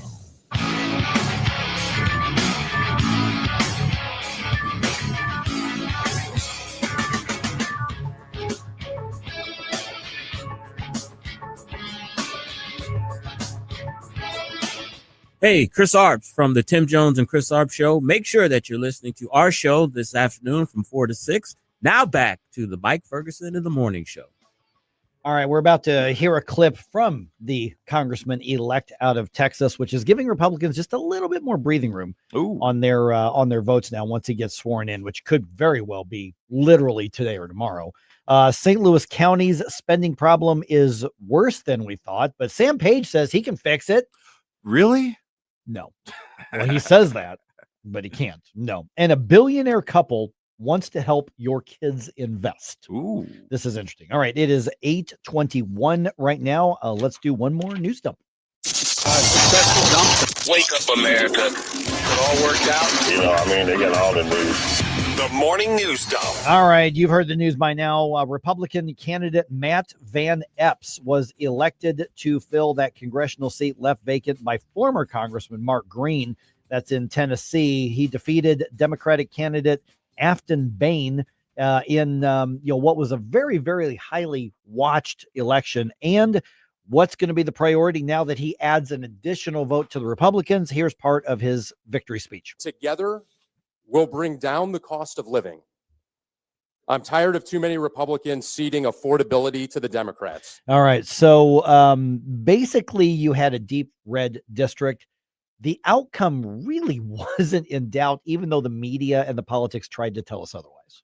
Yeah, I think the most surprising thing about this outcome is not that a Republican won in a red area. I think that it's the fact that the person that said that they hated Nashville won Nashville. Oh my goodness. Yeah, she did. I heard that audio. She literally was like listing everything she hates about Nashville. And this was years ago, but she hates country music. I think she said something about the touristy type stuff, but she just hates the city. But you know what? Tribalism wins out on these elections a lot. I'm going to choose to believe that in Nashville, they're like, wait a sec, that is us. She totally gets us. We hate us too. Let's vote for her. Hey, a lot of blue areas, people hate themselves without a doubt. Okay. The Democratic run St. Louis County government facing an $80 million budget shortfall in 2026. Jeez. Remember when we used to gasp when we heard it was only 60 million? Wow. I mean, only 60 million. Well, now it's 80 million, according to County Executive Sam Page. And his solution, well, he wants to use the NFL Rams settlement money and then tax increases to make up the difference in 2026. But he knows you can't tax and borrow and print your way out of spending issues, right? I don't know that he knows that. Somebody should tell him. Somebody should tell him. Yeah, the Republican minority, and to be fair, at least one of the Democrats on the county council, they say major spending cuts have got to happen. Part of the 2026 county budget, not all of it, but part of it could be voted on as early as next week. Wow. Yep. Yeah. Good luck. That's all I got to say. I mean, really, the $80 million. $80 million deficit for 1 year. And the Democrats' reaction is, well, we got to start extracting more money from people. We got to start taxing more. And the Rams settlement money is all sitting right there. And we're still arguing over it decades later. And he basically says, well, we're overspending, just backfill us. That's not what the settlement's for. That's not how economics works out. No, it's just not. It's just, I mean, it's Sam Page is what happens when you let the kids run the entire thing. I mean, the kids who don't understand squat. Yeah. Out there. That's what happens. But then again, he was able to have his team put together a budget which shows an $80 million budget shortfall in between his appearances in his criminal trial. So, geez. Okay. The former president of Honduras has now been released from a U.S. prison after receiving a pardon from President Trump. Juan Orlando Hernandez was sentenced last year to 45 years for helping drug traffickers move hundreds of tons of cocaine to the U.S., but he's a free man now after Donald Trump granted him a full and complete pardon. The president said he took the action because he believed the former Honduran president was set up. His pardon of a convicted drug trafficker comes at the same time as the Trump administration is taking military action against drug runners in the Caribbean. Greg Clugston, Washington. Yeah, at the very least, this is a really weird look right now. Yeah, I mean, on the one hand, we're blowing up boats that are suspected of peddling drugs and transporting drugs. On the other hand, we're pardoning somebody that was convicted of bringing drugs to the U.S. Literally like 400 tons of cocaine. Yeah, and I didn't get to have any of that, so I'm especially peeved about that. Now, Susie's very smart, and she says it's still a little bit too early to actually have a full judgment. There might be some other things we're not privy to yet, so we need to wait, and I trust her, so I'm going to try to withhold judgment, but it does feel a little weird, the dichotomy of this right now. Okay, so now what we know about this strike on the boat in September, I guess it was. There was a hit. The boat was disabled. It was dead in the water. And it looks like there were a couple of guys of the 13 on board, 11 were killed. or 11 on board, 9 were killed. There were 2 survivors. And then we hit them with another strike while they were stranded in the water. That's got people asking questions, and it's not just the left that's doing that. Pete Hegseth has said, well, that's part of the fog of war. Well, we haven't declared a war. Others will say, well, this is, they've renamed drug dealers narco terrorists. Now, listen, bad guys are still bad guys. Yeah. But we still have to say, okay, who and what are we, and which laws are going to guide and restrain us? So Eric Schmidt was asked about this on the Ingram Angle on Fox last night. Pete Hegseth is doing a good job. These narco terrorists are poisoning 100,000 Americans every year. There was nothing wrong here. They're clearly justified in the action. What's really happening here, though, is the Democrats never wanted Pete Hegseth in the first place. Okay, so you guys know that I have known Eric Schmidt a very long time. I consider him a friend. I'm with him 95% of the time. I'm add me to the list, if you haven't already, of those who are questioning our tactics here. And I'm a language guy. I'm a communications guy. We have renamed criminal suspects narco terrorists. And therefore we're saying, well, if we just declare you this, then we get to blow you up fairly indiscriminately. And hopefully all the hits that we've had have been on legitimate drug smuggling boats. But it's been pointed out that when the Coast Guard basically accosts and stops boats suspected of drug smuggling, they're right about 85% of the time. That's a really high percentage, but it's not 100%. Bingo. Yeah. And I mean, I guess technically if we haven't declared war on them, they're not war crimes. So at least we're Correct. safe on that end. But yeah, you want to talk about narco terrorist order. Look up how many Mexican politicians were assassinated last cycle and realize that these are the people that are the most urgent threat. Why are we focusing on boats when clearly they have enough boats that they don't care that they're being blown up to begin with? It's not deterring them from trying to smuggle the drugs from there, but we have a much urgent threat that's right at our back door, and we're not doing very much about that. I want the drug boats stopped too, but I also want us to be the country that does it the right way. And if they figure out that through our laws and constitution, I don't give a crap about international laws or anything. I don't care about that we're well within the restraints of the constitution and the law. Okay. I mean, but I do think it's fair that we're asking the questions right now as these continue. Absolutely. Yep. Okay. A U.S. attorney charged 8 men last week with wire fraud, accusing them of taking fraudulent payments from Minnesota's housing stabilization services. This is turning out to be a big deal. Part of the the Minnesota's Department of Human Services. And that's all part of what is believed to have been defrauded. And it was federal money. President Trump blaming the Somali community for widespread fraud around that state.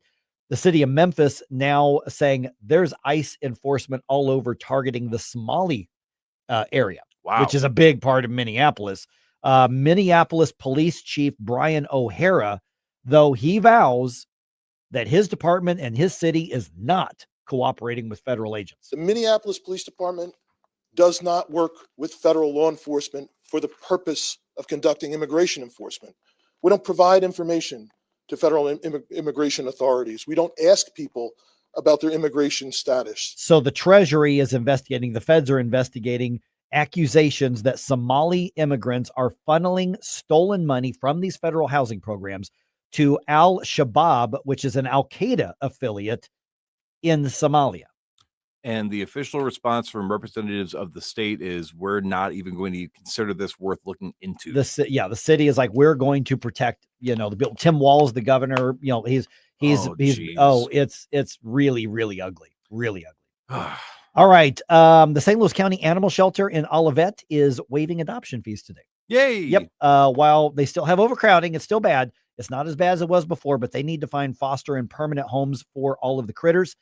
All the animals that are up for adoption have been vetted. They've been spayed. They've been neutered. They're up to date on their vaccinations. They've got microchip, the whole 9 yards. They're just waiving the adoption fees today. So you have everything, all the expensive costs, all the time consuming things are already taken care of. Already done. And trust me, as somebody that's fostered dogs, there are communities out there. If you need help with bedding, with toys, with food, that would be more than happy. So really, if you are somebody that should be fostering, this is the time to actually do it. They're open until 7 p.m. tonight. The Blues trade forward Nikita Alexandrov to the Kings. In exchange, they're going to get Akil Thomas, who's a prospect forward currently playing for the Kings AFL affiliate. Thomas is going to report to the Springfield Thunderbirds of Massachusetts, which is the Blues AFL affiliate. So the Blues are like, this season sucks. We are going to get some people to skate right off this team, even if all we're getting is a minor leaguer for them. Wow. And that's what happened.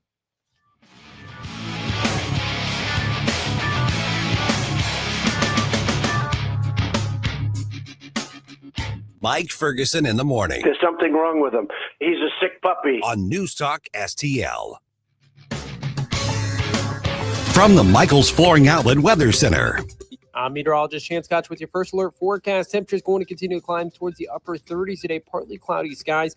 Eventually, as we head towards the late afternoon and early evening hours, we could see a little bit of a wintry mix across the area.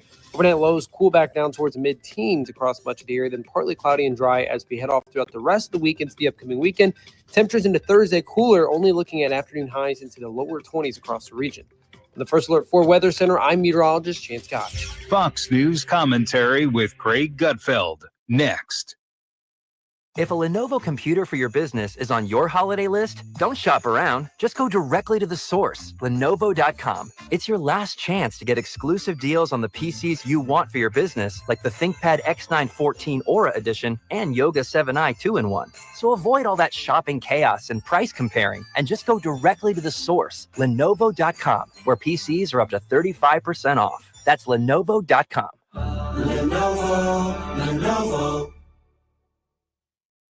Here's Greg Gutfeld. So 2 hero National Guard members were shot in D.C. Chalk up another victory for lack of accountability. Because if you haven't noticed, the National Guard was only in D.C. to clean up another Democrat mess. D.C. crime became unbearable due to no accountability, no consequences. And because of the terror among Dems, that enforcement might be called racist. So Trump sends in the National Guard because somebody has to be the grown-up, which is where those poor guardsmen meet another Democrat fail.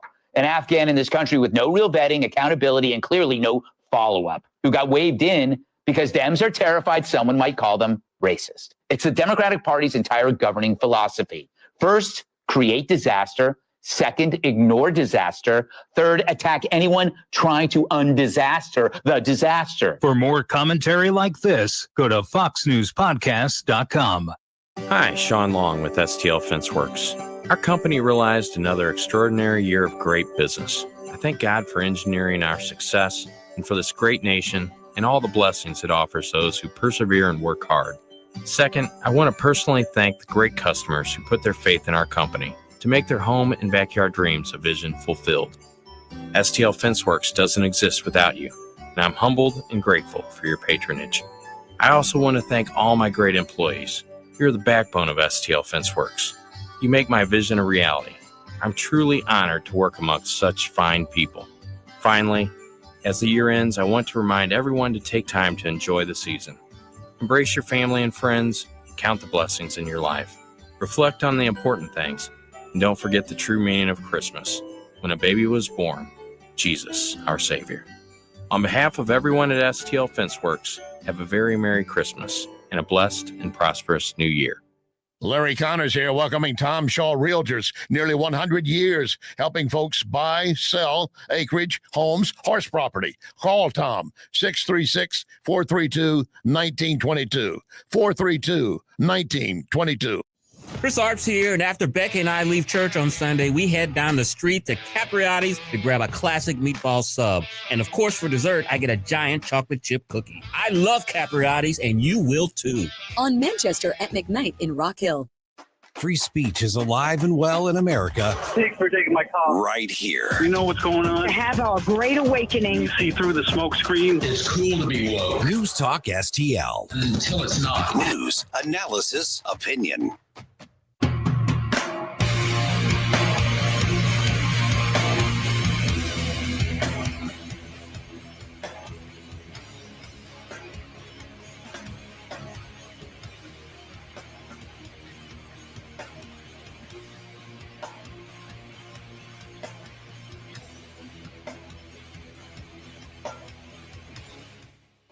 Larry Connors here. I begin my morning every day with the Mike Ferguson Morning Show while I'm doing my 10-mile run. Catch my program at 6. Now, back to Mike.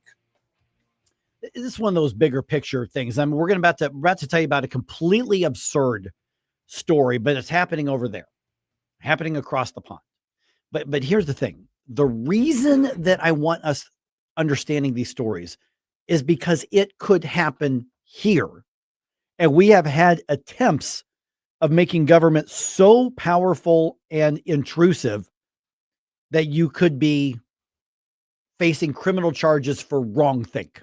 Yes. I mean, earlier today, we talked about, government, remember when they tried their misinformation czar and all of that sort of thing. We found out that they're just repackaging some of that and trying to sneak it back in to indoctrinate young people.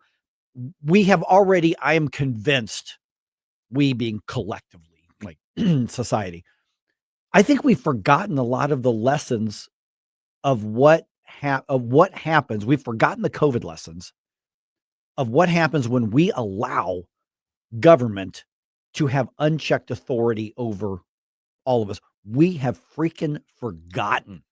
And then if there's another crisis, because I get alerts every once in a while from the county health department, they're still trying to gin up fear. Oh, there's a new variant of this. And people right now are going, whatever. We don't care. Mm-hmm. I mean, 2 or 3 weeks ago, all of us were like stuffed up and all that stuff. I think that might have been COVID.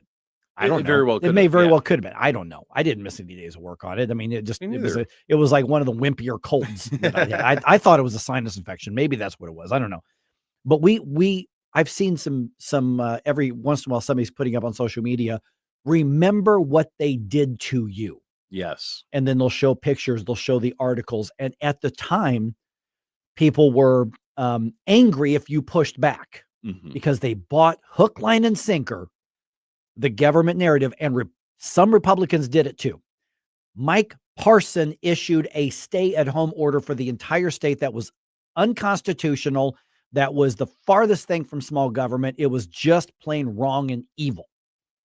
I think Mike's a good guy, but I think he was in way over his head, and that was a horrible thing that he did, and everybody who disobeyed it was the right thing.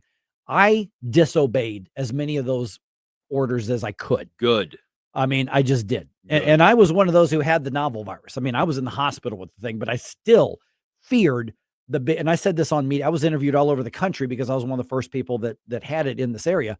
And I said, I still fear the government authoritarianism more than I fear any virus at all. And that was met with mixed results, including from Republicans. Yeah, I was in a very similar boat. Very early on, it was kind of like, cool, I get paid to stay at home. And then that wore off. And then I realized, well, everybody's so afraid of everything that there's probably no traffic. Let's go for a drive. So within very short amount of time, I started disobeying as well. My fear, and I did end up eventually catching it as an unvaxxed individual, but I was taking care of my grandparents. And my grandmother, when she was alive, she was diabetic, and my grandfather has COPD. So it was more, at the very least, I know I can handle it. I don't want to spread to somebody else. I'm going to be careful, but I'm not going to let my life be dictated by somebody else. And now with what we know now, we were right to be disobedient. And so people were in different parts of the country being arrested for what they were saying online, or in the parts of the world, excuse me.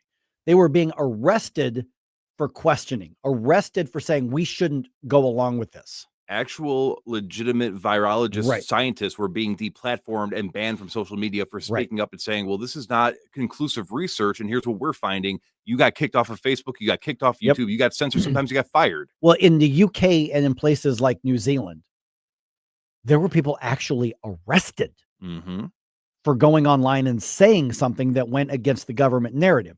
Now, that brings us to where we are right now. I said all of that to set up. You found this story earlier today. There's a guy in England who got in trouble, and it's related to you aren't allowed to say that on social media. What happened? So this story, it hits close to home because I'm very thankful we live in a constitutional carry state. And going back to Illinois reminded me just how essential it is for us to protect these rights. So there was a guy from the UK, and this comes from Fox 35 News, Orlando. So this guy named John, I can't pronounce that, but John Booth, he's a British IT consultant, and he was arrested by police in England for posting photos of him holding a gun while he was on holiday in America. And for people watching the stream right now, that's not watching the stream, this is a gentleman with head protection on. He's at like a pond, outdoor recreational looking area. He's got a shotgun. And basically what happened was he was here on holiday, legally so if you're here as a tourist, you can still go to a firing range and fire guns. So somebody took this photo of him, he liked it, he shared it on LinkedIn to say, hey, look, I was in the States and I got to fire a gun. And what the police are charging him with is that there are complaints made against him over the photo, because they're claiming that he posted it with the intent to cause fear and violence by posting this. So they're claiming that him posting this video of him having fun, which again you can see on the stream, that was him intentionally trying to cause fear and disruption, and people were reporting it because it made them feel unsafe, even though he was in the United States and then went back home. So he wasn't in the UK. Nope. He did something in the United States that was 100% legal. Yep. Posted the image while he was in the United States. Correct. Shows up at home, and the government says, no, we own you enough that we will not allow you to say that. Now, keep in mind, in the UK, we're talking in Scotland and in England and some other areas, they are literally arresting people for being contrarian on Facebook and X. There was somebody sentenced, I think they were originally sentenced to 20 years in prison. They're not going to serve that much, but sentenced to years in prison for saying that men cannot become women, women cannot become men, for opposing LGBT agenda, for speaking out against the Islamic takeover of places like London. Mm-hmm. And so basically all of this Marxist thinking, because their right wing and left wing is a little bit different than ours, but all of this Marxist thinking, governments are showing up, knocking on their door, putting them in handcuffs and trying them and convicting them. And the government is completely unapologetic about that. But also go back to COVID. Remember what happened in Canada.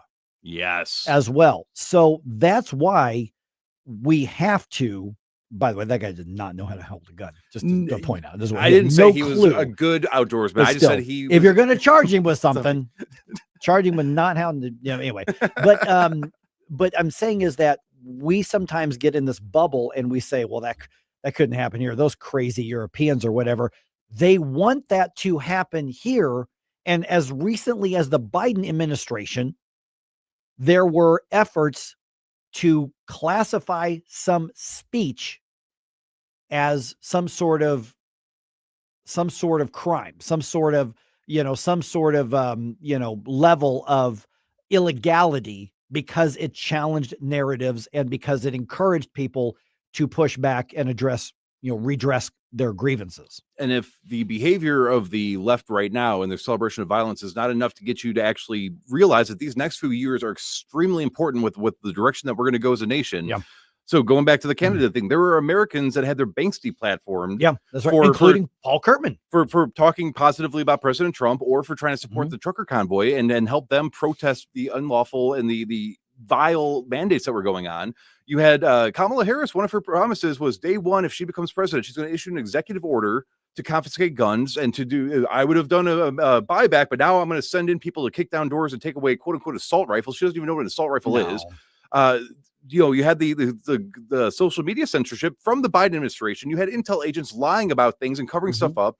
So if this idea that this could not happen here, that one day we're not going to see people getting arrested, and even to go back to the UK, there was a girl who was assaulted by a group of men. That's right. And her in father, Scotland. This was in Scotland. And the father spoke up against the people that attacked them, and the father was charged with hate speech. Because it was a roving group of Muslims that attacked she's 16 or 17 or something like that, and attempted to rape her. And she's the one that had the knife and ran off at least one of them. But it was a group of third world Muslims who attacked her, and they're the ones who got in trouble. Yes, and the father, and so they were going to charge the daughter with using a knife as a weapon, and then the father for hate speech. So the father got a harsher conviction than the guys that were trying to sexually assault a minor. Yeah, that, and you look at the pro censorship, the pro you can't speech is violence for the left rhetoric. I mean, why would we not think that this could not happen here? Well, and for instance, you go back to this guy who got arrested by showing back up. I think they arrested him at Heathrow, like at the airport, I think. And there's a comedian as well that we just talked about a couple there was ago. one of those. Yeah. And so you may say, well, they'll sort it out. They're not going to go through. Oh, no. They'll go through with it. He's probably going to do time. There was, we played this on the Dr. Tobler show even. There was a gentleman who reposted something on Facebook. Somebody else had already posted, and the person got mad because it made him look stupid. So the original poster called the police on the guy that reposted his thing, said, this person offends me. The cops showed up to arrest the guy that reposted the post that was already. That is how insane these people have gotten. Yeah. And that's the bottom line of big government thinking. And don't think for a minute that the Zoran Mamdamis of the world don't like this pattern of government.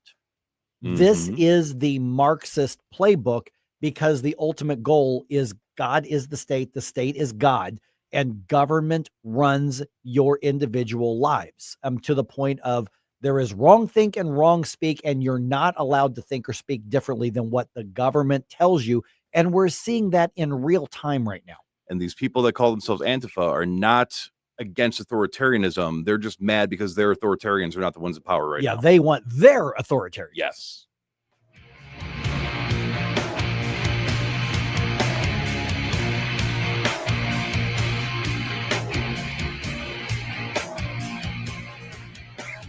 Hi, I'm Dr. Alan Link, owner of the Dental Link. You've heard ads about teeth in a day, but did you know that you'll be chewing on plastic, acrylic teeth? Here at the Dental Link, we can give you porcelain crown and bridge teeth utilizing mini dental implants that function much more like real teeth at about half the cost. Plus, mini dental implants are less invasive, less painful, and your recovery time is much shorter. Give us a call at 314-794-6464 or simply visit us today at thedentallink.com. I'm Dr. TJ, owner of the Institute of Natural Health, co-owner of Optimal Nutraceuticals, and the host of Wellness One. Wellness One is designed to cut through the nonsense and provide you common sense science-based information regarding health and wellness. On the show, we discuss topics like thyroid health, gut health, hormone optimization, and many others. Our show airs Saturdays at 10 a.m. and 2 p.m. and Sundays at 11 a.m. and 3 p.m. right here on NewsTalkSTL. And you can visit us at inhstl.com. That's inhstl.com. If you're worried about losing your health insurance through Medicaid, we have great news for you. New government regulations have expanded the Affordable Care Act. And now you may qualify to get health insurance for you and your family through the Affordable Care Act. Call now to learn if you qualify. We know the healthcare regulations regarding Medicaid, and we've helped thousands of people find quality, affordable health insurance. Plus, all our research is free to you. So call us. With just one call, we'll shop from hundreds of different insurance companies to find you the right affordable health insurance plan. So if you're worried about losing your Medicaid insurance, call right now. Speak with a licensed agent and find how you may qualify for a new health insurance plan. 800-479-0931. 800-479-0931. 800-479-0931. That's 800-479-0931. Paid for by the Health Insurance Hotline. Columbo and Company. Jasmine Crockett somehow continues to make her Epstein comments from weeks ago worse for herself. We'll explain the latest Wednesday. Plus, Rodney Boyd, Danny Define, and we'll open Close's cabinet. Live and local, weekdays at 2 on NewsTalkSTL.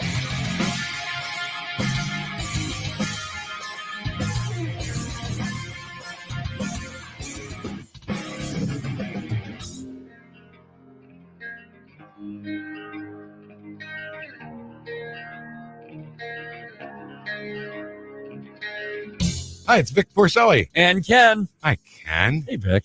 Ken and I are on every Monday through Friday here on News Talk STL. Right now, you're listening to Mike Ferguson in the morning on 101.9 and 94.1 News Talk STL. Whoosh, my morning, people. Okay, real quick. Congratulations to our own Nick Schroer. Yes. Yes. He, as you know, in addition to his duties being in the state Senate, he actually hosts a couple of shows for us here on the weekend, Stand and Fight, St. Charles Patriot Radio, and in the American Legislative Exchange Council's kind of national shindig last night in Texas, he was actually awarded the Antonin Scalia Award for bringing balance back to government. Yeah. So if you go to News Talk STL's social media, particularly Facebook, we have actually reposted the pictures from that last night. A lot of the Freedom Caucus folks were at that. So congratulations to Nick. The trolls are trying to go after him already, which good they luck. Always do. Yeah. Have fun with that. You know, we'll see how that works out for you, but congratulations, Nick Schroer. And then obviously you can hear him this weekend on News Talk STL here as well.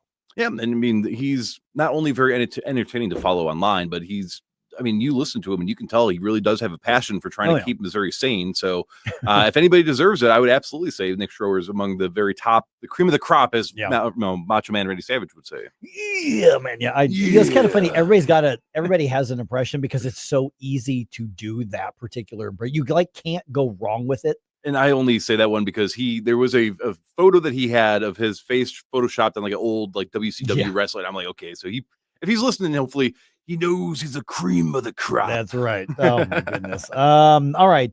Also, just real quick here as well, our friends at Nutrition Stop, because I talk about them quite a bit. I mean, obviously, I'm running out there today because I ran out of my protein. I need to go get that. This Saturday, the 6th is Saturday, right? Yeah. So Saturday, December 6th, noon to 3, they're having an indoor farmers market, kind of a holiday edition for that. Whole lot of, free food samples, free drink samples. Yes. Including the adult beverages, and a lot of local vendors with real food. So there's going to be a lot of things you can try, just no reservations needed. Just kind of show up and just go to nutritionstop.com and give the directions, or put in Nutrition Stop, on your maps, and it'll take you right there. I'm actually going to be there this afternoon, or right around midday. I'm leaving from here and I got to grab a couple things. So I'll be there, but I'm also going to be there at this on Saturday. Are you going to have a cardboard cutout of like the before and after, with like, you and your big jeans and then what you look like now? I'm sure there are pictures of me when I was much, much bigger. I don't know where they are, but I'm sure there are some out there. You got to find like the old jeans and just be like, look, this is what it did for me. Like the old, they have the Weight Watchers commercials. That did that. The Nutrition Stop photos, right? But it's out there. And, the last time I went to one of these, it was a lot of fun, but 2, oh my gosh, the food was good. And they're like, here, take another plate, take another, they just, it's going to be a lot of fun. So check that out. Yeah. You've brought me some of their jerky, and I'm a big jerky guy. Their jerky is amazing. And Ryan, I mean, we've had him on a few times, and he is I have not met somebody that has as much patience for my dumb questions as I have Ryan. So if you're out there and you're a little intimidated, you're like, I hear Mike talk about it all the time. I see the stream. I know he's in better shape, but I just don't know where I need to start. Just talk to Ryan. Yeah. Oh yeah. Yeah. The whole team. I mean, they're really, matter of fact, that my wife asked me, she wants to, she's like, I don't like the vitamins I've got. Can you get me some next time you're out there? So I was out there a few days ago.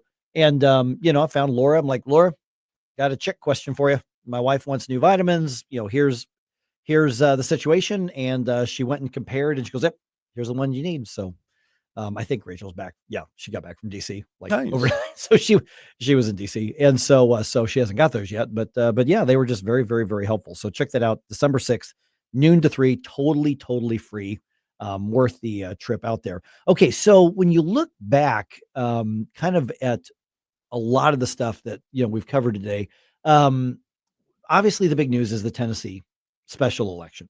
Yes. And it's really only the big news for a couple of reasons. One, because no other elections were happening. So it was the one that was happening. But the left really, really, really wanted to flip that seat. The media wanted to flip that seat. They had no chance of flipping that seat. I mean, which is one of the reasons I think media and the pollsters just lied about how close that was. But here's the thing, is some of the headlines that I saw when I got up this morning still tried to frame this as a Democratic win because Afton Bain came so close. Well, she got blown out by 9 points. That's not close. It was not a knockout punch, but it was definitely a TKO. It was, what that means is she was not going to win. No. At all. But they say, but Donald Trump won that district by 22. So that shows all this momentum. Okay, first of all, presidential races are their own animal. I think it's silly to say we're going to judge what's going to happen in any other race by the presidential race. You're better off saying, well, what did the governor do? In that race, in that district, and that sort of thing. That's a lot closer to it, because the presidential thing, I mean, Trump won, I think they said 22 points in that district. I mean, it's a red district.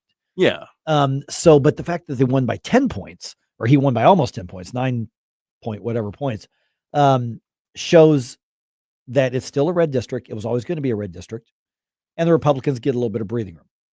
They've got such that tiny minority. They've got other members of Congress who are resigning. I mean, Marjorie Taylor Greene is going to be gone come January. And then there's some others who are announcing they're not going to be running for re-election.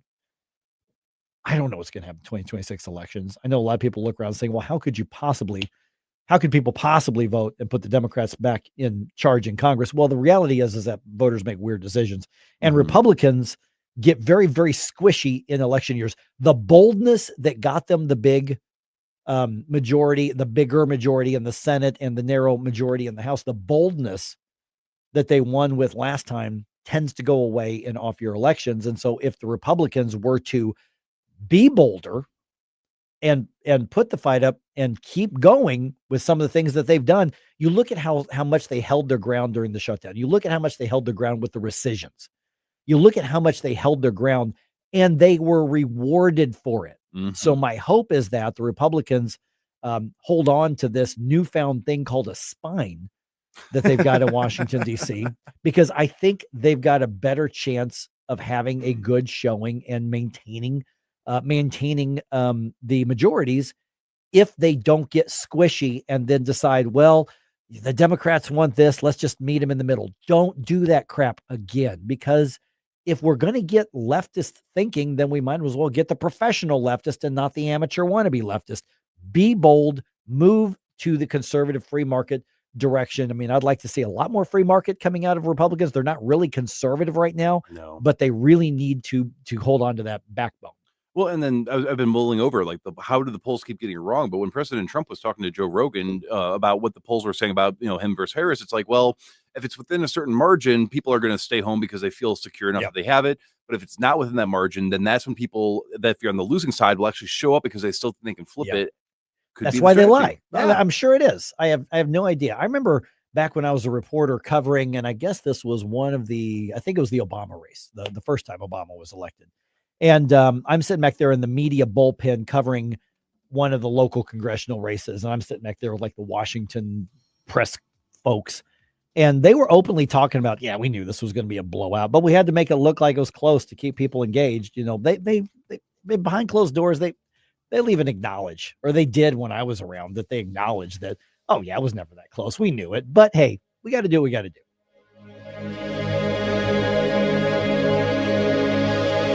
Hey, Columbo here for Intervine, a great local company that has customers